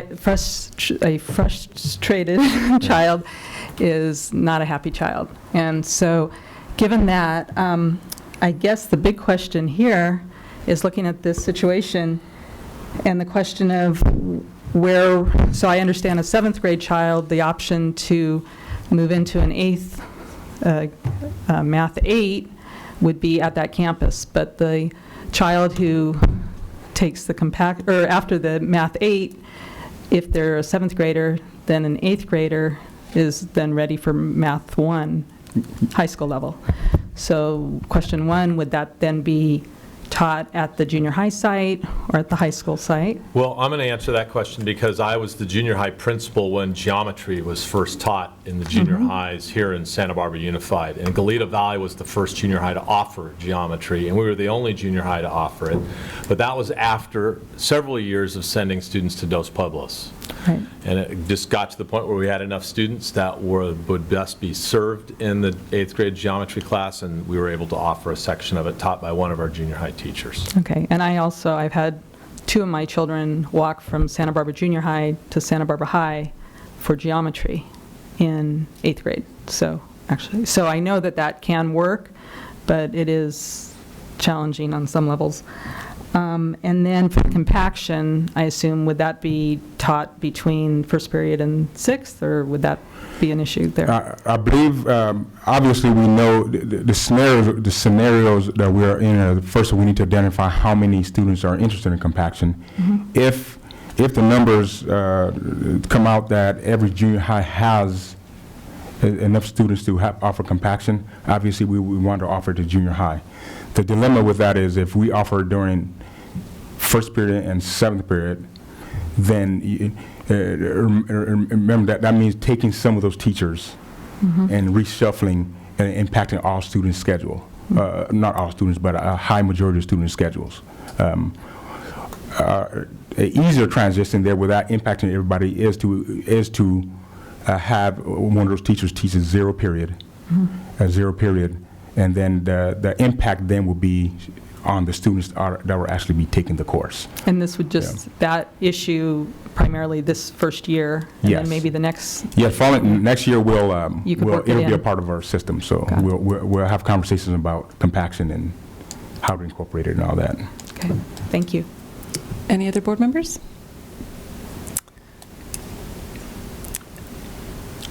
Okay. Mr. Herron? How are you going to find out how many students want to take it during 0 period and or 7th period? How many would have taken it during the normal schedule if it was offered during the normal schedule? So I'm going to answer that question. The issue really is if we can, if it can work out at a school site that it can be lodged in periods 1 through 6, then of course that's what would happen. But if it can't, and it would require us to move another 80 to 100 kids in and out of classes in order to accommodate it, would be extraordinarily disruptive. Okay, and I want to really point out that this is happening at 1 junior high school. Okay, not at all 4. I want to make that clear. Right now, based upon the numbers that we have received, it is apparent that we could have one section at each of the junior high schools, and maybe 2 at La Colina for compaction.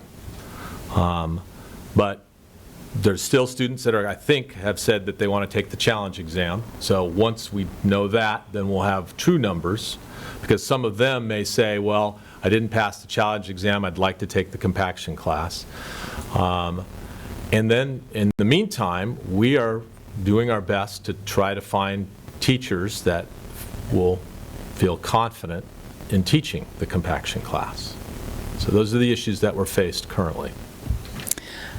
I just want to give kudos both to students and parents for speaking up, and also to our math teachers and the district, essentially, because I think we've all realized that the transition to the Common Core math program is, in many ways, it's a pilot. It's a pilot at every single level as we're doing this. And so we've started off, and as students and parents have seen issues, and teachers have seen some issues, I've been really impressed with how quickly this district, which is a good-sized district, is turning the ship and reacting to things actually quite rapidly. And so it may not feel rapidly to students sometimes, or to teachers, but believe me, this is rapid. And so I appreciate the essentially adding a different level of pilot to this as we figure this out, because honestly, I know parents think that this is going to be the answer, but it may not be the right answer. And so, you know, we will see that over the course of the coming year. Boards don't get involved with the structure of the school day. We don't get involved with scheduling. We provide policy decisions. And so I also want to be really clear on that separation between staff and the board on this matter. We did adopt a pathway. We haven't gone back and said, you know, taken board action on adding another pilot level. And Dr. Cash, I don't know if you feel like we need to, or if we can simply bring this in as something that's another option in the district. Well, I think we have to at this particular point. I think that parents have made it very clear. I want to hear, I want to hear from teachers. We've heard from parents and students tonight. I've also received a lot of correspondence from parents who are very upset about the proposed change. They weren't here tonight. I'm not certain why, but I received numerous emails. And I think that we all have on that. And so I want parents that are here to recognize that we have many more parents that are upset at the idea of having their students' schedules changed if it's brought into the school day. And so I hope that there's an understanding of that while we want to do the best for your students, we also have to do the best for all of our students in a dynamic situation, to say the least. Dr. Paz. I'm sorry. I want to conclude that the idea at this particular point is to be as nimble as we possibly can under the constraints that we have, and move as quickly as possible. That's why we did things as quickly as we could, as far as having parent meetings, putting together options, creating the challenge exam, and it was a lot of work that school principals had to do, teachers as well. We hope to be able to have some exact number as to what it's going to look like soon. What we don't want to do is say we're going to start offering a compaction class or pathway without teachers to teach it. Yeah. So that's really our what we're working on right now. Okay, Dr. Paz. And I would echo a couple of things that you also said, that this is a pilot year. It's a challenging pilot year. I think no one necessarily anticipates every single thing that can happen. Sometimes you hedge your bet. You're going to go in this direction.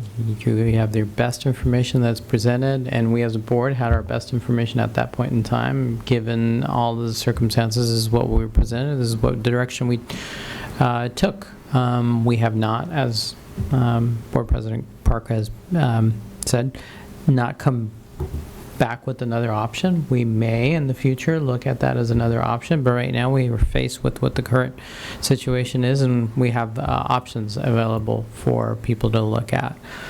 And I think that's what we need to look at, is look at the options, find out what works, what's not going to work during this year, come back, regroup as a board with staff, with input from parents, and look at next year.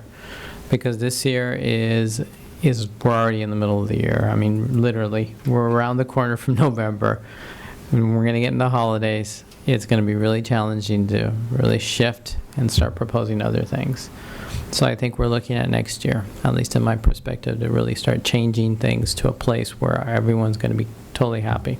And unfortunately, some of your children are in the middle of all that, and that is unfortunate. But again, I don't think any of us could have anticipated all those pieces. So I'm in agreement. We do need to look at this area coming back and looking at, do we do another compaction model at junior high?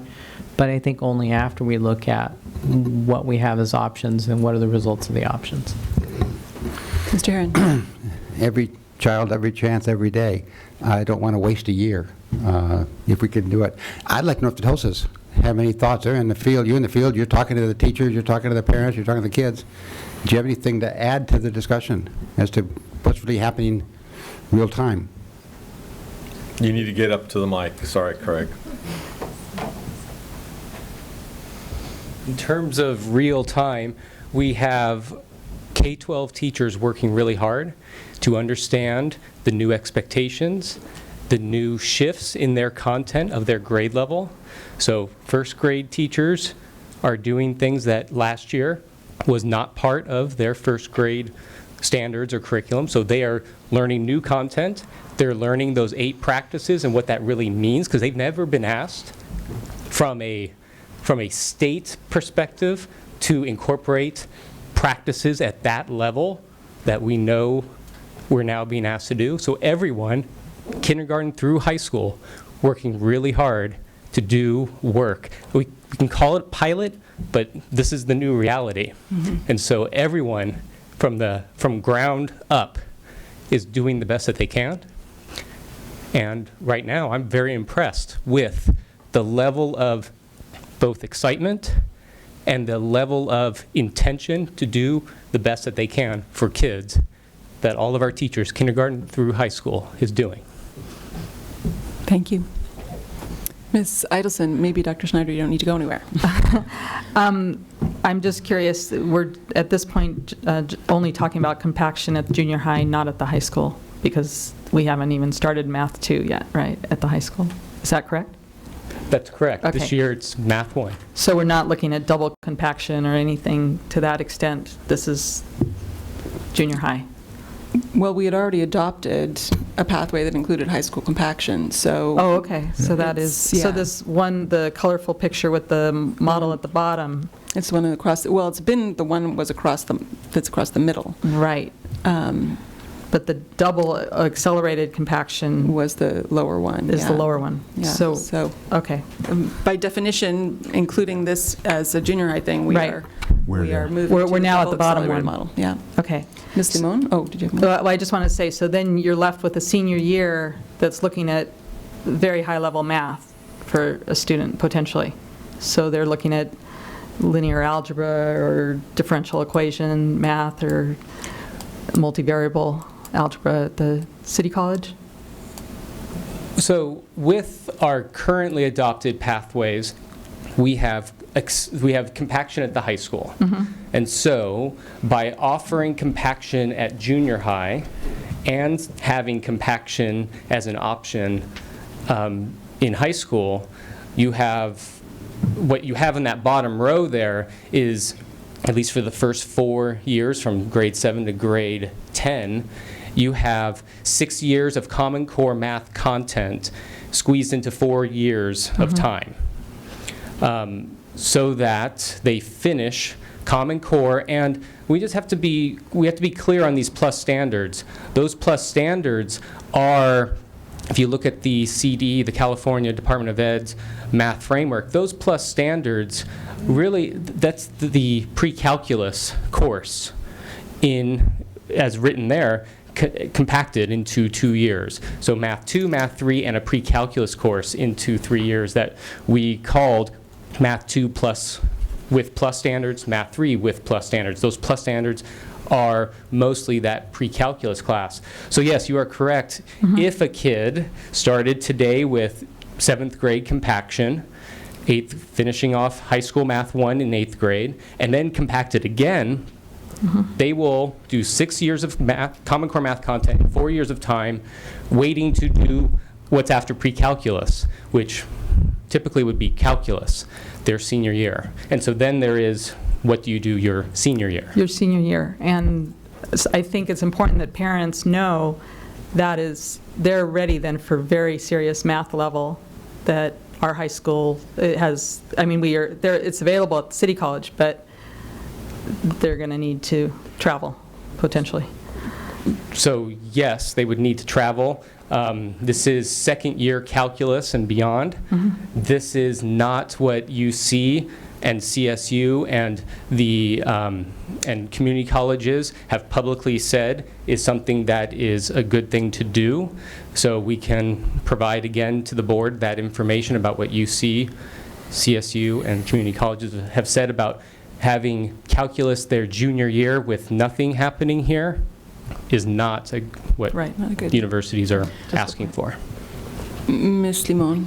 Thank you for, and I don't have specific questions, so if you want to sit down, you're welcome to, but thank you for the presentation. I think one of the themes that I've heard, no matter what the emails or the people that I've talked to, is a desire for clarity about the process and the future and the pathways. And that's one of the issues that I think all parents, and not just parents, I think our teachers also wanted the same. I think I am confident everybody in this room is willing to move towards that direction of trying to provide more clarity. But I also understand why it appears that there hasn't been as much clarity, because there are moving parts. And so I think that that's legitimate, and that's part of the process, that there's moving parts which make it difficult, because the clarity we would have provided a few weeks ago is different than the clarity that we provide now.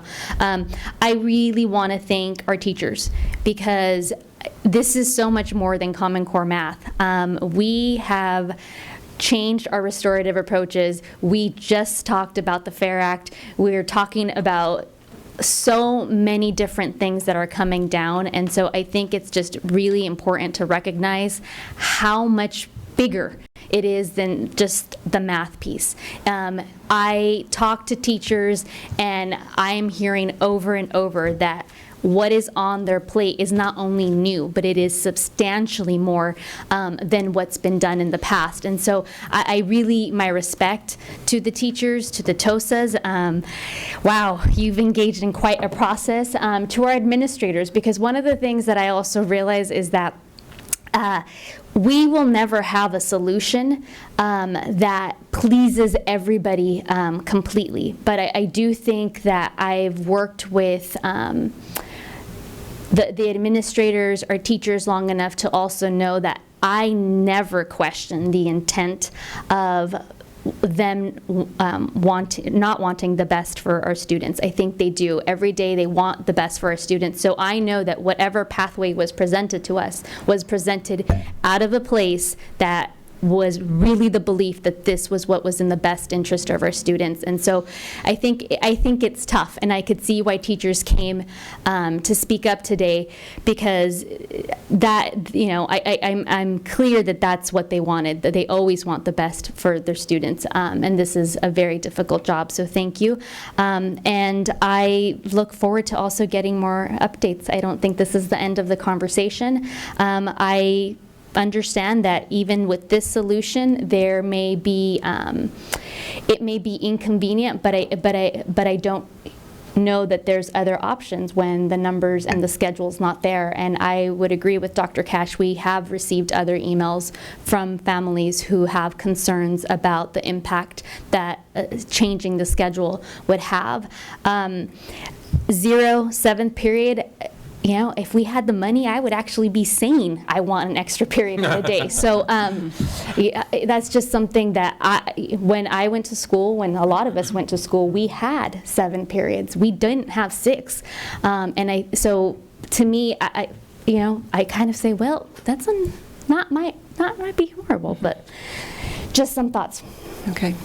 And following up on that, originally we were scheduled to talk more about math at the other grade levels, about sort of a Common Core math update in general at the second meeting in October, and I don't know if that's still on the schedule or if that's been pushed back. Look, I'd like to try to get this resolved. I think the community deserves a quick response to this, as quick as we can do, and we're working as fast as we can, and I'd like to focus Have the on time on that. it. Okay, so that's great. We can maybe come back to the math piece at the general math piece at our November or Yeah, December meeting. Absolutely. Okay. And one last thing, I know it's late, but I pointed out that this is happening at one school, and it is, but it's not in relationship to anything that's happening at that school. I visit every classroom, and I would agree with many of the parents. La Colina has some of the best math teachers I've ever seen, period. 2 of them are here tonight. Steve, Tracy, outstanding math teachers in our district. I'm in awe of the work they do, and I was just at their school a week and a half ago and watched them both delivering extraordinarily innovative and rigorous Common Core math lessons. Very impressed. So I want to thank you and acknowledge your hard work. All right. Thank you very much. And thank you to the members of the community who stayed late to hear that. At this time, we're going to move on to item I, returning to consent items, and we don't have any to return to. Coming events, anything that we've missed out on from before? Just real quickly, tomorrow is Great Shakeout. Drop, cover, and hold. So at 10:16, if you're on one of the campuses. Two days. Thursday. If you're on the campus at 10:16, you're going to see kids under their desks, so don't be surprised. And then if you want a really good meal, Food Day is October 24th. And so our campuses will be having extra special good food, better than everyday food. And it's a special day for food. All right, and then future agenda items, board members, we did just get that list from Dr. Cash, so if there's anything that you want to talk to him about that's on that list, feel free to talk to him or me about that. And then Ms. Limon? Not a future agenda item, but I was actually wondering if Dr. Cash could send us the enrollment numbers for all the schools since they just went up. Thank you. Yeah. Do you want it by grade level or just totals? Oh, just totals by school. Okay. I was surprised to hear 16,000. So. Yeah. I passed on a potential resolution I'd like you to look at, and if appropriate, bring it back at the next meeting. Excellent. All right. All right, well, before we adjourn, I will say that our next meeting is October 28th. That's our next regular meeting, and it's followed the next day by a special board meeting on special education that will be held at the Santa Barbara High School Library. Santa Barbara High School Library at 4 p.m. And now I'm going to come back to item L, and with no objection from the board, I will adjourn the meeting.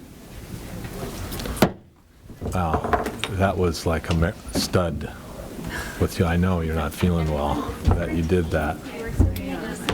Oh, whoa.